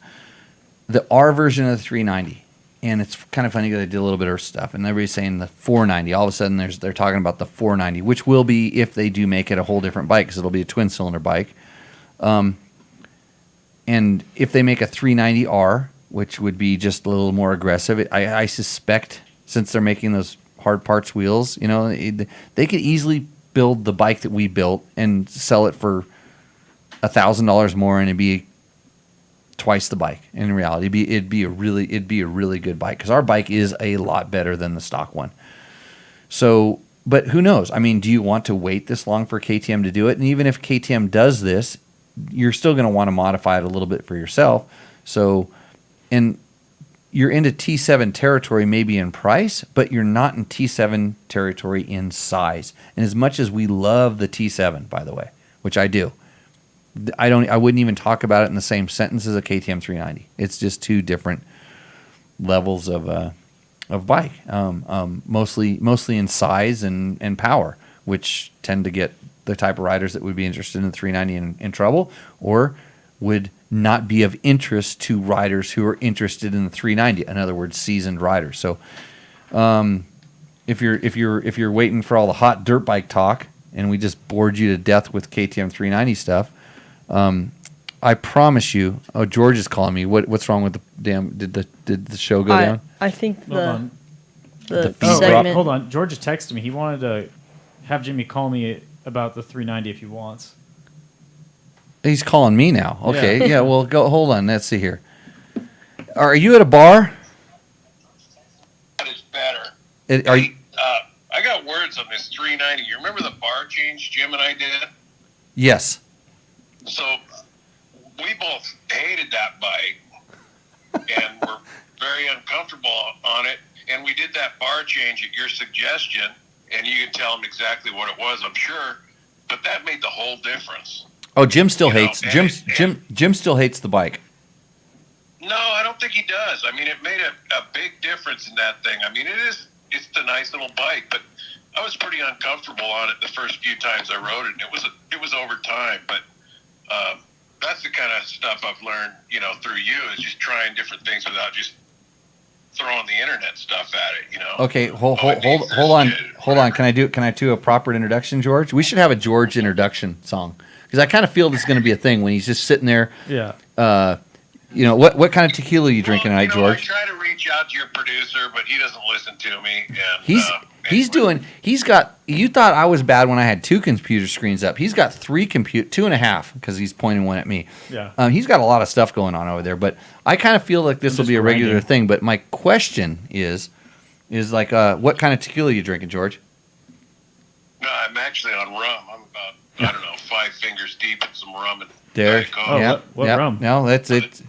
Yeah, it's just so we'll get you an introduction song. So next time you call in, because I kind of feel it's going to be a regular thing. George calling in, Because we got Matt's. Yeah, we I got gotta bug you. we got Matt's hot minute coming in soon. We got a whole.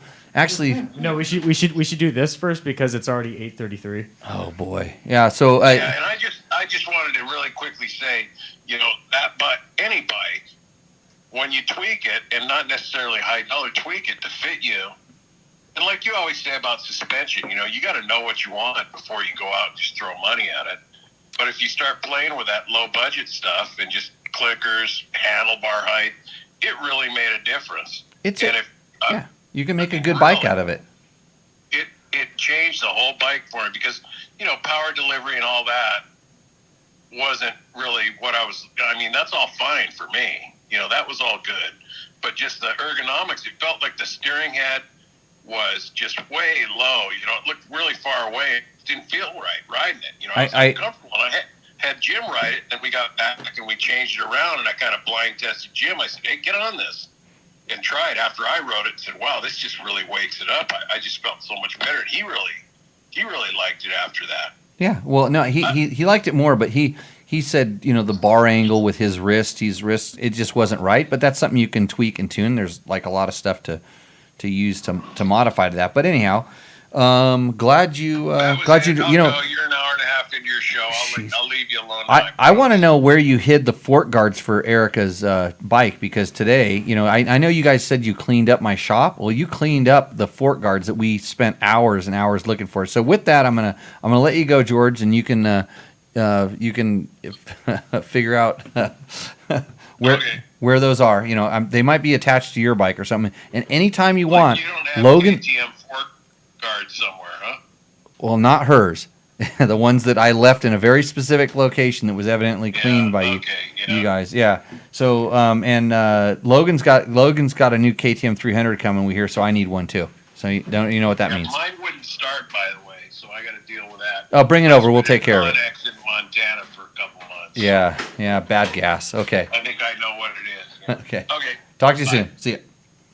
That was everybody. That was George. If you're not familiar with George, he's one of our coaches at our riding school. He's been on the show a few times, and he's got a really good submission too. Okay, so let's. Okay, so we're done with questions right now. Yeah. This is how long it took, and I'm sorry for taking too long to answer your questions, but this is a new segment of the show. Yes. This is a new segment that I think you're all going to be proud of. I'm pretty sure that everybody is waiting for us to do this segment has gone, so that way I feel a little bit safe because I don't know if this is going to go good or horribly wrong. So, Logan, would you take down the new addition to our studio? No, I'm not reaching for that. Come on, Matt. What are you kidding? There's something else coming in hot over here. Okay. So this section, this is we're calling it Roost or Endo. Is that what we called it? Rate my bike. Rate my bike. This Yeah. is Roost or Endo. Rate my bike. This is the board that we have here. I think you can see it on the. Yeah, we got it. See it on the screen. Maybe move the taco dyno. The Tacosaurus. Yeah, just put him off to the side there. There we go. So this is how this works. So we got incredible response on this today. Like 2:30 or something, we kind of came up with this little shtick, and it was like let's have people submit their bikes, like their picture of their bike, and then tell us the mods, and then Jimmy is going to like break your bike down, like tell you like what he thinks of it. And I hate to say it, but I probably used most of the products that you've talked about or ridden with them and stuff like that, and I can kind of see trends and combinations and things. But this could go horribly wrong. I think it's going to go great because this was Logan and I's idea. Yeah, well, I have to give you guys credit. There was some brainstorming that went on, which is kind of strange when we're talking about brainstorming and Logan. I understand it with you because you're a physicist, but so like Logan, what does a brainstorm feel like? Does it hurt? No, it was kind of fun. Mm-hmm. It was a lot of laughs. So that whole thing. They made a segment that you will never see because it was freaking horrible. But Matt just sat there and laughed for like he's like had to skip through the whole thing because he just was laughing because of something. Yeah, because you laughed at it too. You laughed. No, I laughed at you laughing. No. I don't remember what you guys said. That's how bad it was. So So No, you anyway, left so that too. so here's and it wouldn't be fair for me to just, like I said, I wouldn't expect, like I would never expect you to do a job if I wouldn't be doing it myself. So I'm gonna go ahead and rate one of my own bikes. I know this is a reach and everything like that, but and if you're listening to this, you're gonna have to see, we have this board up here, and it has Endo on one side and Roost on the other. And then we're gonna take a picture of your bike, and I'm gonna look at it. I have not seen these, by the way, and No, Matt stopped me from looking at these because he thought I would be cheating. But because I'm just gonna go off the cuff, and then these guys will fix it. I think this is gonna get so popular, we're gonna have a pre-show where these guys are gonna have to screen the ones that come in, because we got a lot. I mean, and if we don't get to yours tonight, I'm sorry. Blame it on me, not them. So we're gonna put your bike someplace on this chart, like where we think, whether it Roosts or whether Endos, and then you can chat about it. So if you know somebody that submitted, you should probably have them tune into the show right now, because here it goes. But so it wouldn't be like proper if I didn't just rate my own bike, right, Logan? Yeah. Okay, so I think there's not a lot of surprise here. Get the bells ready. My favorite bike is a Husaberg 570. Yes, that's right. This is my 2008 Husaberg 570. I rolled it out of the garage and shot a picture of it myself. I would have put the parts list up on the Facebook page, but I know it by heart. This is my bike. This thing is a super mega awesome. We don't even need to quote horsepower figures because they're really off the chart. And it is pretty much stock for the most part, except for it has a lot of hours on it. And it has the company's not in business anymore, as far as I know that, but it has a Ride PG graphics kit, so which is mostly, actually, most of it's fallen off, but because it was built in 2008 too. But I got the white plastic kit. It has it has Fastway handguards, flex handlebars like all my bikes. Has a Recluse clutch like all my bikes. Has Kenda tires like all my bikes, but unlike the other ones, this one has the Ibex on the back, because The extra gas tank. no Ibex, no the tires, the Kenda Ibex on the back Oh, has a okay. Parker DT in the front, but has Ibex on the rear, and that's like the extreme enduro tire, and the tire's a little bit bigger. It's got those super spongy knobs Yeah. that literally throw Roost an extra 35 feet compared to most other bikes. Has some TM Design Works chain protection. Has an FMF front part of the exhaust with a power bomb on it, and Acro exhaust on the rear. Don't ask me exactly why, but that's what worked the best. I've tuned the ECU with some proprietary software that I got that somehow talks to key and ECUs. Thing rips. It didn't need more horsepower. I actually needed to tone it back some. And let's see, what else does it have? Has a lot of stuff on it. Like, has a Baja Designs headlight stuffed into that frame, a Trail Tech computer on it, has some double take mirrors because it is street legal. Like, I don't really like to ride it on the street because the county gets really pissed off when I rip the pavement like out of the ground. So here's how this works. So I would talk about your bike, and I go, well, frankly, I'm looking at this thing and I go, this quite possibly could be the most awesome motorcycle in the world. So it's going to set the standard for where everybody else has to sit, and that's why I had a special fixture made for it, because like there's Roost, and then there's where the Husaberg sits. So you want to let's see here. I'll go over here, and it clips on, and it goes like Beyond Roost. yeah, There we it's beyond Roost. So just so you know where the standard is here, just in case you were wondering. Oh, and it's a 570, Craig. God, are you kidding? Like what else is there? So, okay, here we go. We'll hold the board up here, Logan, and we'll stick them on there.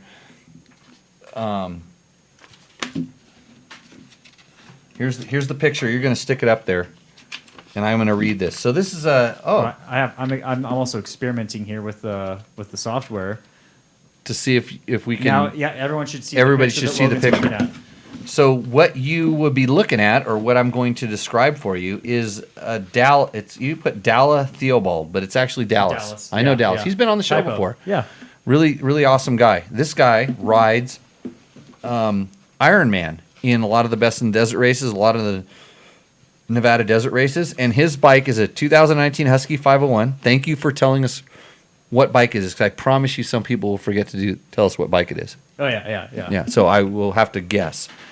It has Dick's Racing suspension, Fast Company Flex handlebars, Kenda Parker DT rears, Kenda Washougal front, Nitro Moose, Scott Stamper. Oh, my Husaberg has that too, by the way. Oh, yeah. So it's not, yeah. F&F 4.1, Vortex ECU, a Churbies, and a chair, like a chair, and bees, like bees, chair bees. 3.1 gallon gas tank. You can hold that up in front there because it'll also help with the thing. You can actually start sliding around, like, because we never know where it's going to land, right? Like, I don't know where it's at.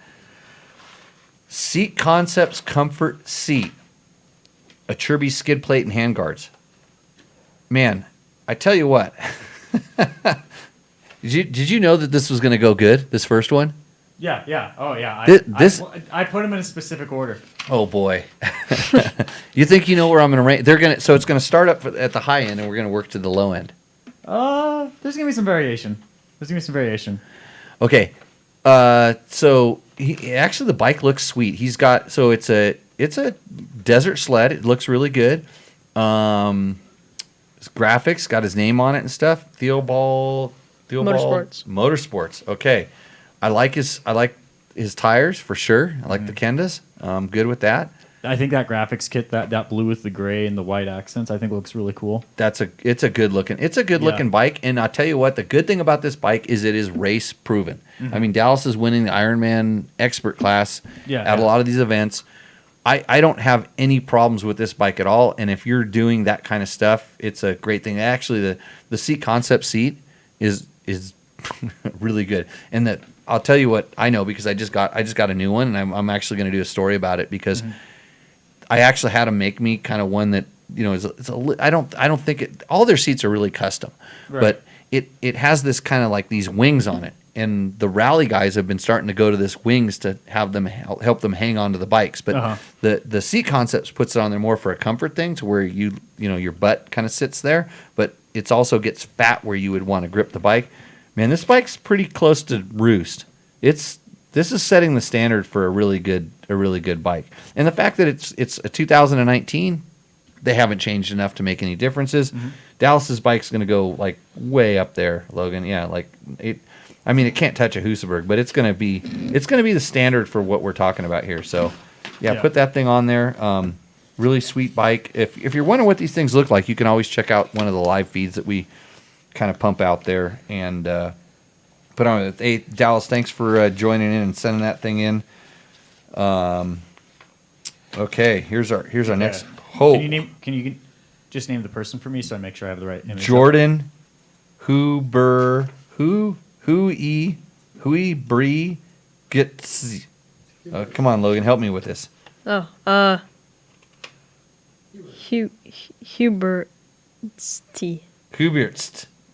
That sounds good to me. No, it's not Hubert. Hui, Hui. Hui. Oh, Bree? Hubrex. He put it in the chat. Hubrex. Okay. Okay, Logan. Here's your picture. Let's hold it up there. Okay. All I see in this thing is shipping containers. Okay, it's a 2005 KTM 950 Adventure. So we're talking adventure bike. This is a big bike, and it's landing off a jump. It's on a track. Yeah, and it has race number. It's got race numbers on it, and it's shooting a Roost that's like 30% less than a Husaberg 570, but it is a 950, so we'll take it in consideration. He has long travel suspension, which is good. I know this. A60 rims with stronger woody spokes. That's good. I have that on some of my KTM 950 wheels. Dirt bike styled oiled intake. Oh, he's talking about the air filter. So he has he took a real air filter and put it on there. I have the Rottweiler one on my KTM 950. I don't know which one I guess he's on the chat. He'll let us know. I have the Rottweiler one, and I tell you, it's really, really good. As far as a single mod for these things, they're really good. Single exhaust, I have that in mind. Well, this is. Do you know all this stuff?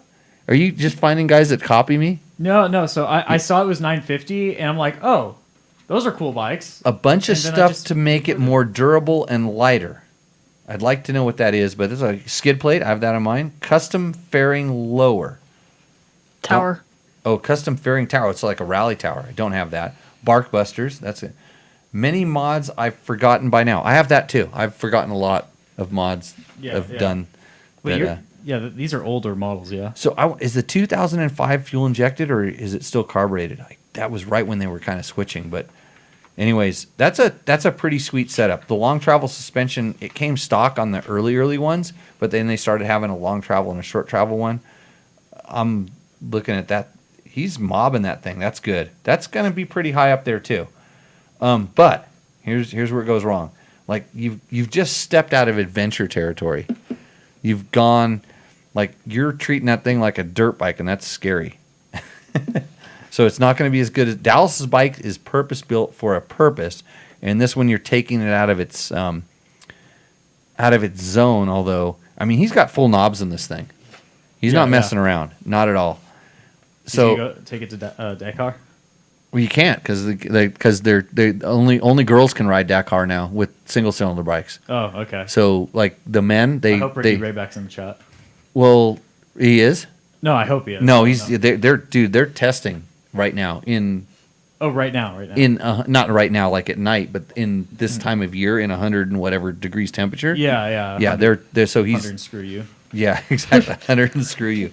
So yeah, Jordan, thanks for showing this. This was pretty cool. I'm gonna just put him like right up there, just kind of bump it up and right up close to that. That's good. I think that's a good bike, especially because we're dirt bike test and we're tech talk and we're all about the dirt and the shipping containers in the back. That looks like an off-road car racetrack, which that's a motocross track for an adventure bike, which is a. There we go. This is. Oh boy! I'm gonna make sure I get this image up. So. Yeah. Okay. There we go. George. This is gonna be the biggest George one too. Justice. Yeah. Oh dear.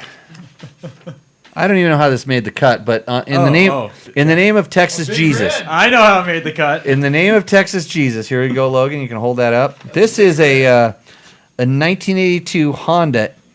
Get this, ATC 200E. And I know a little bit more about this than you can imagine. There's photos of you like for photo shoots on this, yeah? Is on a three-wheeler? Of being on a three-wheeler. Yeah, didn't you do photo shoots on one or something? I thought I heard something about not that. three-wheelers. I made my debut into the world on a four-wheeler. Oh, okay. Yeah, on a. I'm sorry to admit that. It just erase the next few minutes, last few minutes. 1982 Honda ATC 200E, vet owned, all service records. Remember, you just heard George on the show, so his credibility is just dropped off the charts. He has all service records, original oil, tore the seat cover off to absorb moisture and for cooler riding. He removed the front brake cable to free up the front brake, and he bent the bars to accommodate a bad shoulder injury from a rollover, which all sound like things that would happen with a ATC 200E. You don't want to know why he bought this thing. You heard about Ultra 3 racing? No, I haven't actually. Have you? You know what Ultra 4 racing is, right? It's King of the Hammers. Oh, okay, got it. King of the Hammers. That's called Ultra 4. Yeah. Well, at the Ultra 4 event, there's something called Ultra 3. Oh dear God. It's generally ATC 70s with like ridiculous modifications and stuff. I've competed a couple times. Last year I had a rough go at it, and I actually saved the ATC with my head when it was cartwheeling. It landed on my head. Injury forces sale. Yeah, no, it wasn't my bike. It was a rental, a loaner, or something like that. I was sponsored. I don't remember. So Texas Jesus, good friend of mine, my co-dog when I did race the one Ultra 4 race I've done, invited me over to the super top secret Ultra 3 races that take the place in the Dome of Death or something like that. I don't know. It's all bad. but George wanted to get into it, and he bought this pig. So, and it's the wrong tool for the job. So, Yeah, it is. That's a big red. That thing's Logan, good can you just guess where that thing is going to go? to haul a dead deer. No. Yeah, there we go. That is the wrong direction. No. Like, actually, I need to build one of those extensions off the end here, but we'll just put it right here by that yellow peg. That's can you endo a 3-wheeler? I guess you can. I did. You can try. I did. Yeah, Bob. Those things kept Honda's lawyers busy for years. Yeah. If you're a lawyer, George is coming at you. Yeah, just try to keep the endo thing in the picture. Maybe just hang it off the bottom like this. Let's just have that. Let's get it low, just like that down there. Craig is saying we should put it behind the board. Yeah. Next up, Sean Smith. Here we go, Logan. Here's our photo. We are looking. I'm just gonna look at the picture.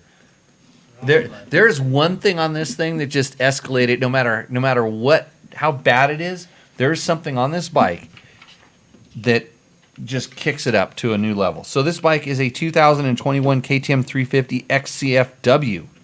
I don't care what this thing says. It has a chainsaw rack on the front. And to you, my friends, that trail ride, that want to be out in the trails, it's people like this that keep your trails open and accessible, and they go out and do work, and they keep our trails open. So right up there, Sean, I'm super stoked on you.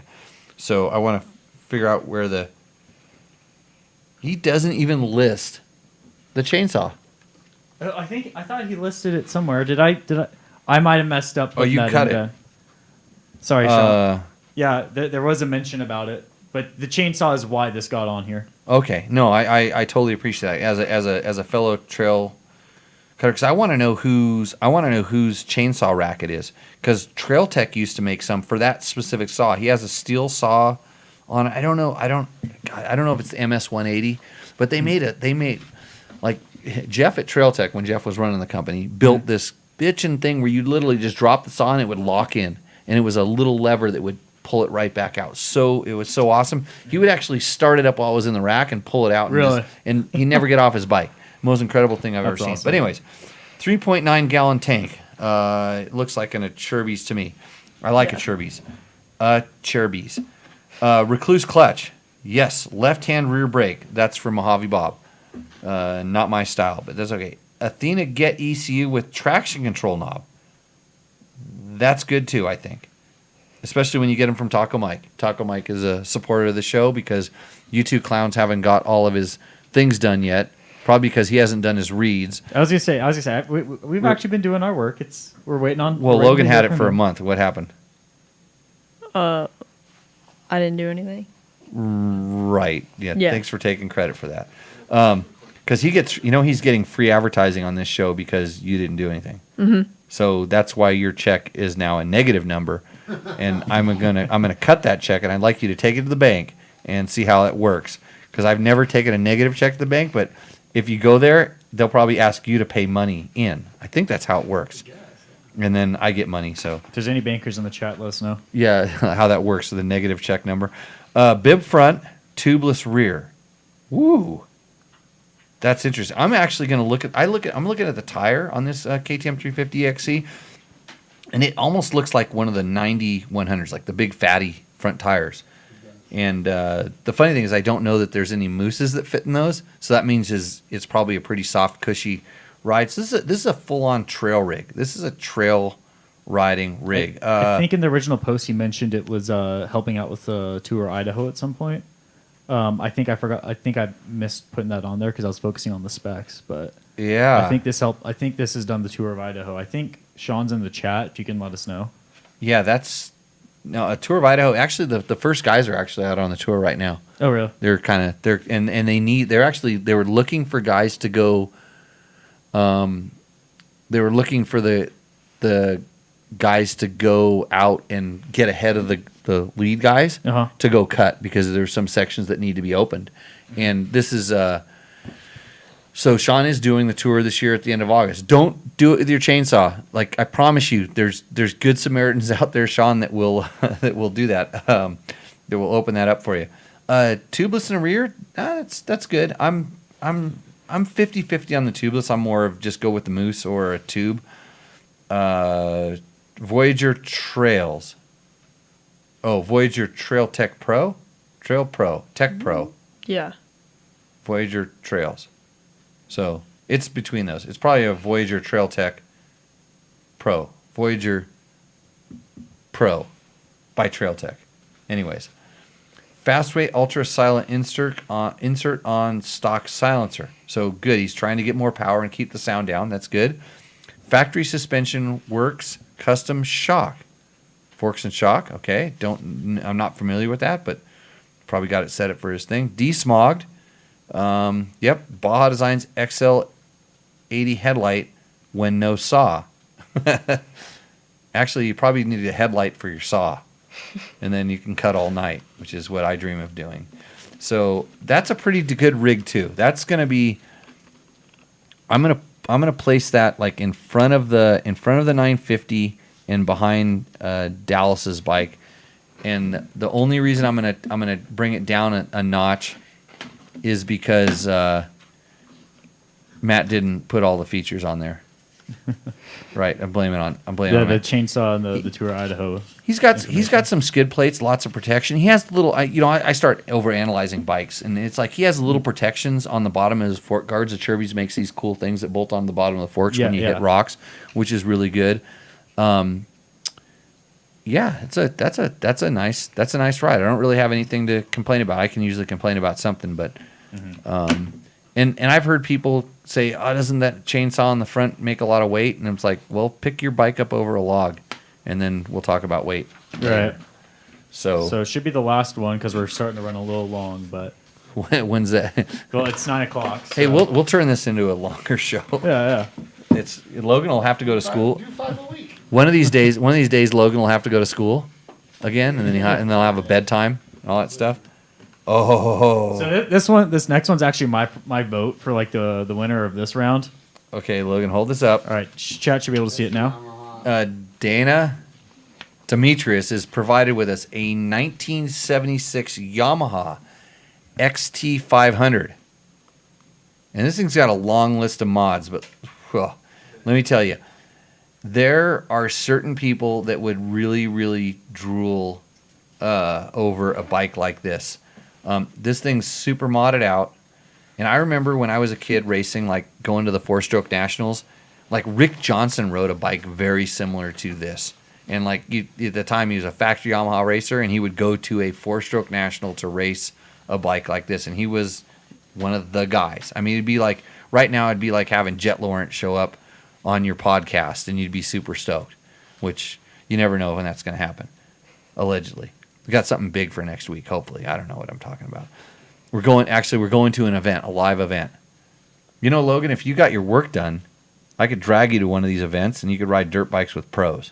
Yeah. Yeah. Because he's never done that. Never done that. Well, he tries to catch them and he eats shit, so I'm more scared about you. So, anyhow, 540cc J&E piston at 10.5 to 1, a Megacycle cam, titanium retainers, a 36 millimeter intake Mikuni round slide, 1.25" exhaust, Barnett clutch, Carrillo connecting rod, a camshaft oil line. So this thing has all the stuff done to it back then. Like you kids hop on your modern day 4-strokes that you could probably have a 250F that'll put out the same power as this thing from the factory. This is the stuff that, old timers had to do to make their bikes run. And this one's a little bit before my time. 83 YZ490 forks. Oh my, that's a good thing. Well, it's better than the ones that came on it, right? Yes. YZ250 rims, Suzuki PE swing arm. So, This is insane. okay, so this is insane. So think about this. Like, think about you right now. Logan. You take your KTM, and you have somehow found out through the grapevine that the Yamaha swing arm is better, and you need to put it on your KTM. Yeah. Would you do this? It's a big reach. Yeah. Yeah, this is where we had to go because I think he dented the gas tank to get the forks on. Oh yeah, it does have dents in it. Yeah, So the forks will turn all the way. it's because it has. Forks. Oh no, I thought it said Works Triple, and I thought it was going to say triple clamps. It's Works Performance Triple Rate Shocks, which is a I see thing. those. Yep. Renthal bars, TT aluminum tank. So that's the one thing that makes it look really trick. Yeah. It's right. Old school bark busters. What? Wait. Well, hold on. You're riding this thing in the woods It's old, it's got drum brakes. and a skid plate. In the woods? Shouldn't it have tank straps?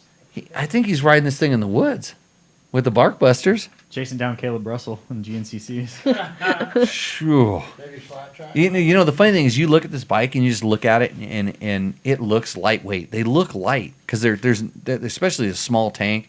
Look at the padding on the back of that seat because that's where they used to ride and sit down back there, I think back in the old days. 85. Like, This guy's is less than an 85 on that bike. yeah, 1976. Think about that, Logan. Where were you? Where was your dad at that point? 4 years old. No, in 76? Beg to differ. No, I was 4. Your dad was 4. Yeah. Yeah. Oh, okay, good. Oh, wow, that was quick math. I was thinking you were talking about yourself. Yeah. You weren't even a sparkle in his pants at that point. This is a pretty trick bike. This is actually like he's got the side panels. He's got the aluminum and stuff in him. This is actually a pretty nice machine. Man, I feel like I'm picking on old people if I don't rate it really high. Is that Bob said? I think it's pretty high. How come you didn't give me more duds? I wanted to pick on people. I No, can I go didn't. print some out right now. No, we'll do this for next time. Next Yeah, time this will yeah. be really bad. This is a really sweet machine. I think it's gonna go just a tad behind that 950, but it's still definitely heavy in the Roost category. You know, No, it's above the 950. it's above the 950. I think it's above the 9. I'd put it between the chainsaw and the husky. The chainsaw. Yeah. You would. Yeah, I would. It's that chrome tank and then the It does look good. yeah. I don't know. And I'm an off-road guy. It is your show though. I'm an off-road guy. I don't know why I want to ding it for the bark busters. Yeah, Bob. In 1976, if you were desert racing, that was the bike to have. For a What? four-stroke. Oh, for a 4-stroke. Yeah. So there's a whole flock of those kind where they modified all of them to reduce the weight and get better suspension on them and all that stuff.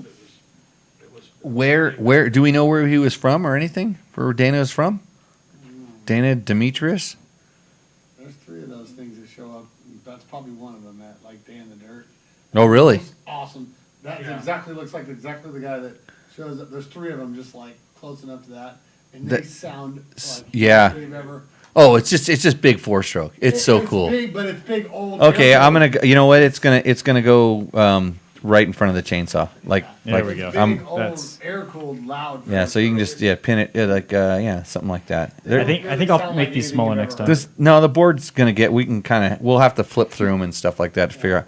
It's That an old school icon. this thing's gonna get top heavy. So hang it back up there on the wall, Logan.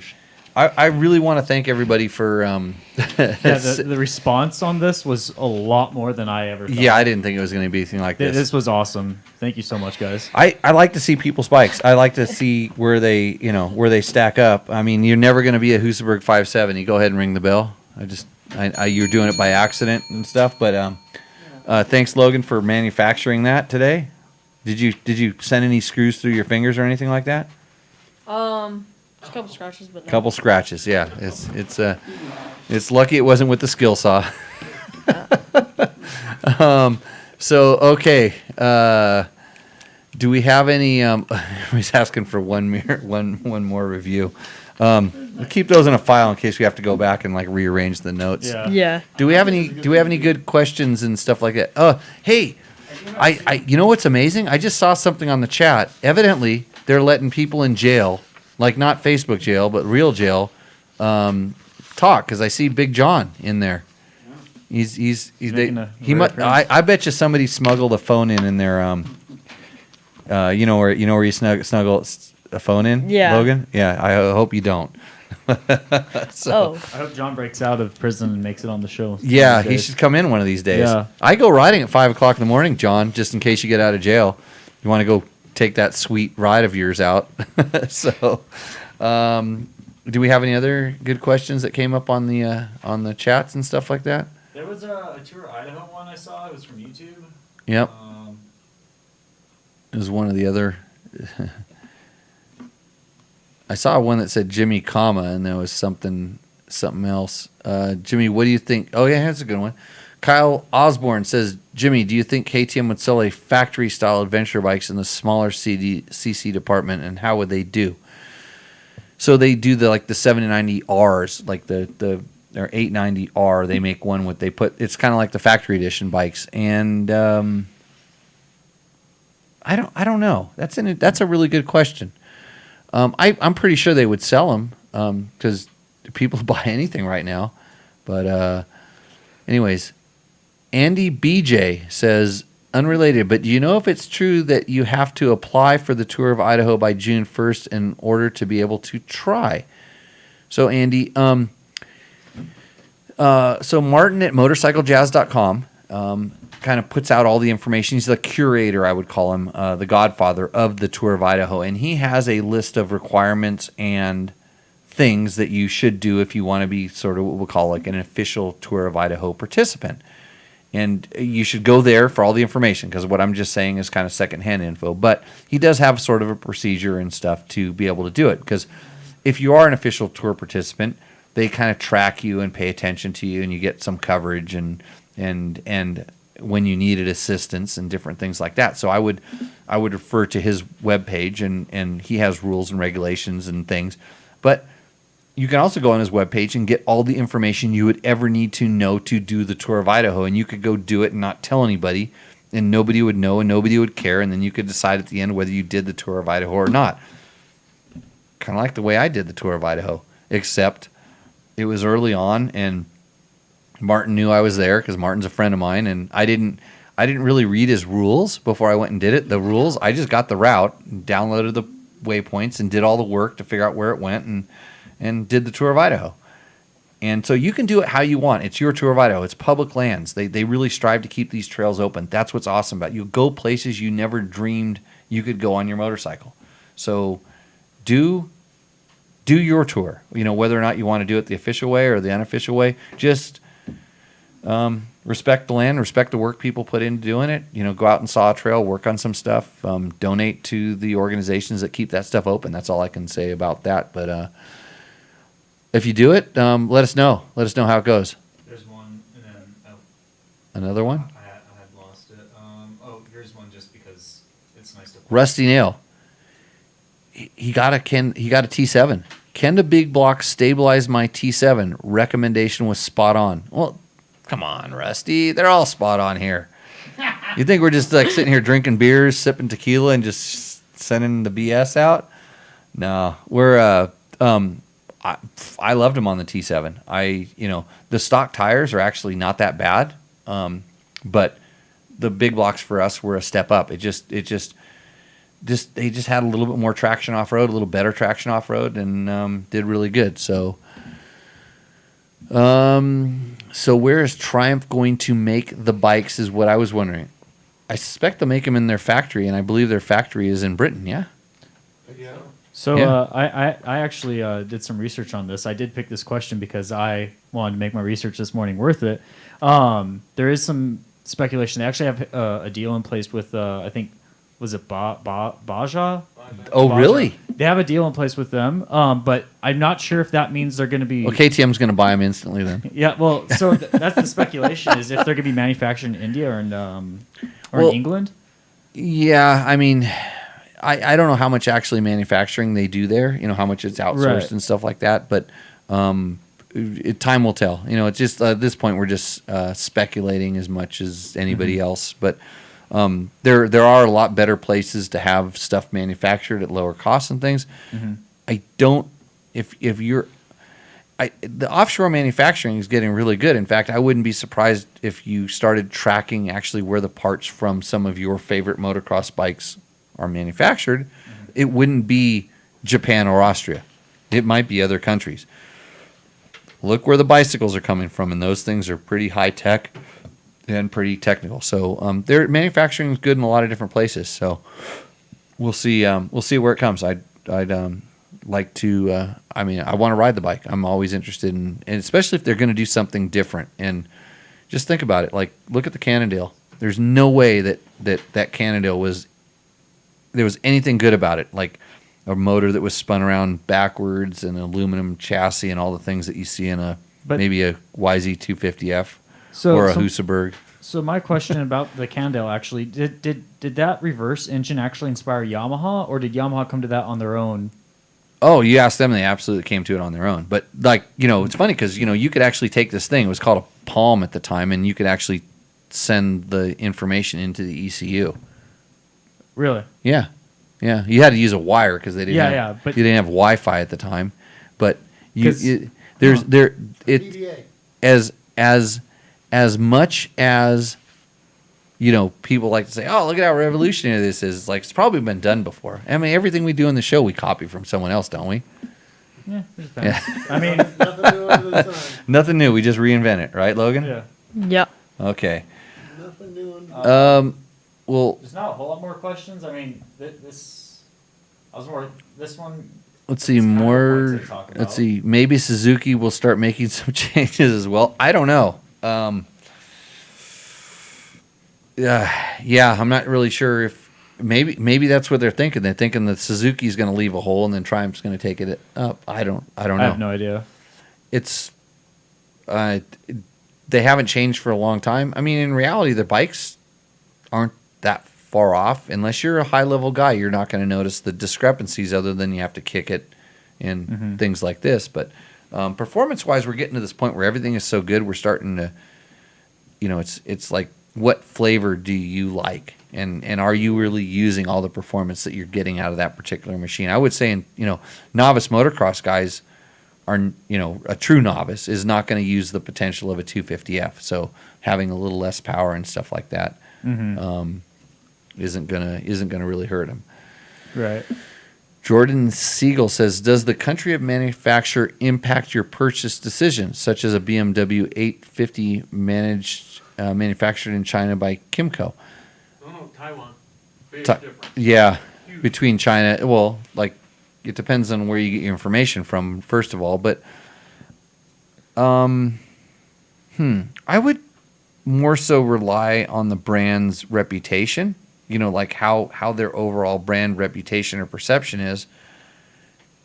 And man, that's a hard thing to get because really what you're hearing on the internet, what you're seeing on the internet is like bad news. Bad news travels fast and the things. But if you're talking to friends or have friends that are buying bikes and things like this, in specifically BMW 850, I don't care where it's manufactured, I haven't noticed any sort of difference in BMW 850 reliability. And I don't know where exactly they've been manufactured. I don't know if they've been manufactured over there since the beginning, or if they were manufactured in Berlin or in Munich, wherever they manufactured this. I think it was Berlin for the beginning. I don't know if when they changed. So not really. I think it's more about how the reliability stacks up. And I've been one of those people that I don't really like to buy the first year of anything, mostly because I was working at a magazine and the first year of everything was delivered to us and we would ride it and I never really had any problems. But me as a consumer would maybe sit back and wait a year. If something's brand new, sit back and wait a year and that'll tell you if there's really severe problems. But trust your friends and realize whatever they're saying bad is amplified by 10 times. Okay. Christian Yank of Sky. I am learning road book riding. Do you know anyone that can share some road books, deserts in Southern California? Well, I know someone that ripped off all of my road books and tries to sell them. Oh, really? Oh, yeah. But let's see. I'm pretty sure there's some groups out there that do this. A lot of the dual sport rides will have the option to give you like a small road book, or some of the dual sport rides might have turn-by-turn road book stuff. Old dual sport rides were always like this, but I would kind of search around on some of the different websites that kind of involve rallies and ask this. I mean, where I'm at, I don't really spend much time with people that are just. I mean, we do have a rally school where we teach people, the I don't want to say the basics, but we do work on the basics, but they're very advanced. And we do have groups that kind of train together that make their own road books and stuff like this. But yeah, I'm pretty sure they're out there. I know somehow there's guys that are getting road books and riding road books and doing different stuff like that. So I don't know anybody specifically that's kind of sharing them, but I know there's road books that are out there. So okay, I think that's pretty much it. That's it. Questions from chat. What do you have any questions for me, Logan? No. No, you don't want to know when your next check is coming. Hey, remember on the last show we talked about the plushy air tank that Kreft was selling? Yes. My shock's going to show up on Friday. Mm-hmm. So I'm stoked about getting my shock. But so I actually went through my stuff and found this. It's an Air Cell was the name of the company, Air Cell Systems, that made this tank. And this was a tank that goes on a conventional set of forks, whether they're cartridge forks or open chamber. And so this end here, and I'm holding up this what looks like a small air tank with a funny contraption on top of it. And this would be where your fork bleeder goes into. And it has a small hose that runs to it. And so this would screw into your fork, and these would bolt to your forks. And I know Enzo was making these, and a lot of different companies were making variations of these. And so what this does, because I told you how much I liked it, what this does, it has the bleed. So this is now your bleed. So it's like a push bleed, just like the Motion Pro inserts or whatever you put in their bike if you just want to bleed it off. But inside of here is a control valve. And so as I spin this, it restricts the control valve, like how much air can bleed off the fork. So it's allowing it to have an extra air chamber, and you can control how you want to utilize this. And I noticed it affected the ride height and also the damping character of the fork. And the interesting thing is I took it apart because I was really curious about exactly how it worked. So inside of it, there's a tube inside of here because your fork will blow oil out because there's oil stuff. But it also has a collection area. And then so when it returns, it will suck the oil back into the fork. So as it pools up down here.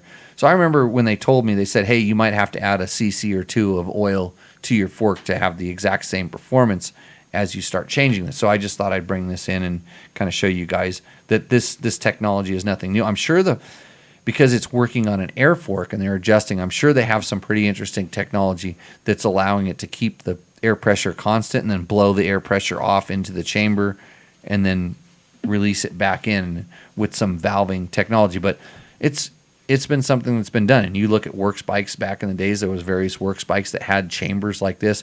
And this was funny because this system, I remember in talking with them, they had one for each fork. And I said, well, why can't you combine it into one to make it smaller? And it was because they didn't want the fork oil to alter. Because in their testing, they had found out that all the fork oil, or not all of it, but a lot of the fork oil will end up in one fork for one reason or another, which is like, that's very interesting. I wondered why that happened. But even when no matter how you split the hose, the connections and stuff like that. And believe it or not, the other thing is there was also a handlebar that they used the air chamber inside the handlebar. I think it was TBT that was doing this. So it was the same thing, but a handlebar that they would put the air into the handlebar and do the same thing. But the fork oil problem going from one side to the other was also, and this company knew that beforehand. So some of the interesting things you can learn by testing things over time and doing different things. So at an hour and 22 minutes or so, we should probably call this show over. You think? Yeah. 3 hours and 22. Yeah. We've been going for 2:22. Oh, Yeah. sorry, 2:22. yeah. Logan's asleep already. He's texting his girlfriend. What time was she supposed to get on chat with you? She's on there. No, I mean like the just FaceTime one-on-one thing. Oh, I don't know. Was she at your race? Yeah. She think you did good? Mhm. Yep. You know what you know my club, my bad club with the good club with a bad name? Yeah. You know what they say about the podium, right? What? No, you're not allowed to know. So with that super bomb drop there, I will. What are we gonna do? What are we gonna do, Logan? See you out on the trails. See you on the trail. Cheers, guys. See you guys. See ya. That was good. That was fun. Good job. I think you need to make a better board, or a bigger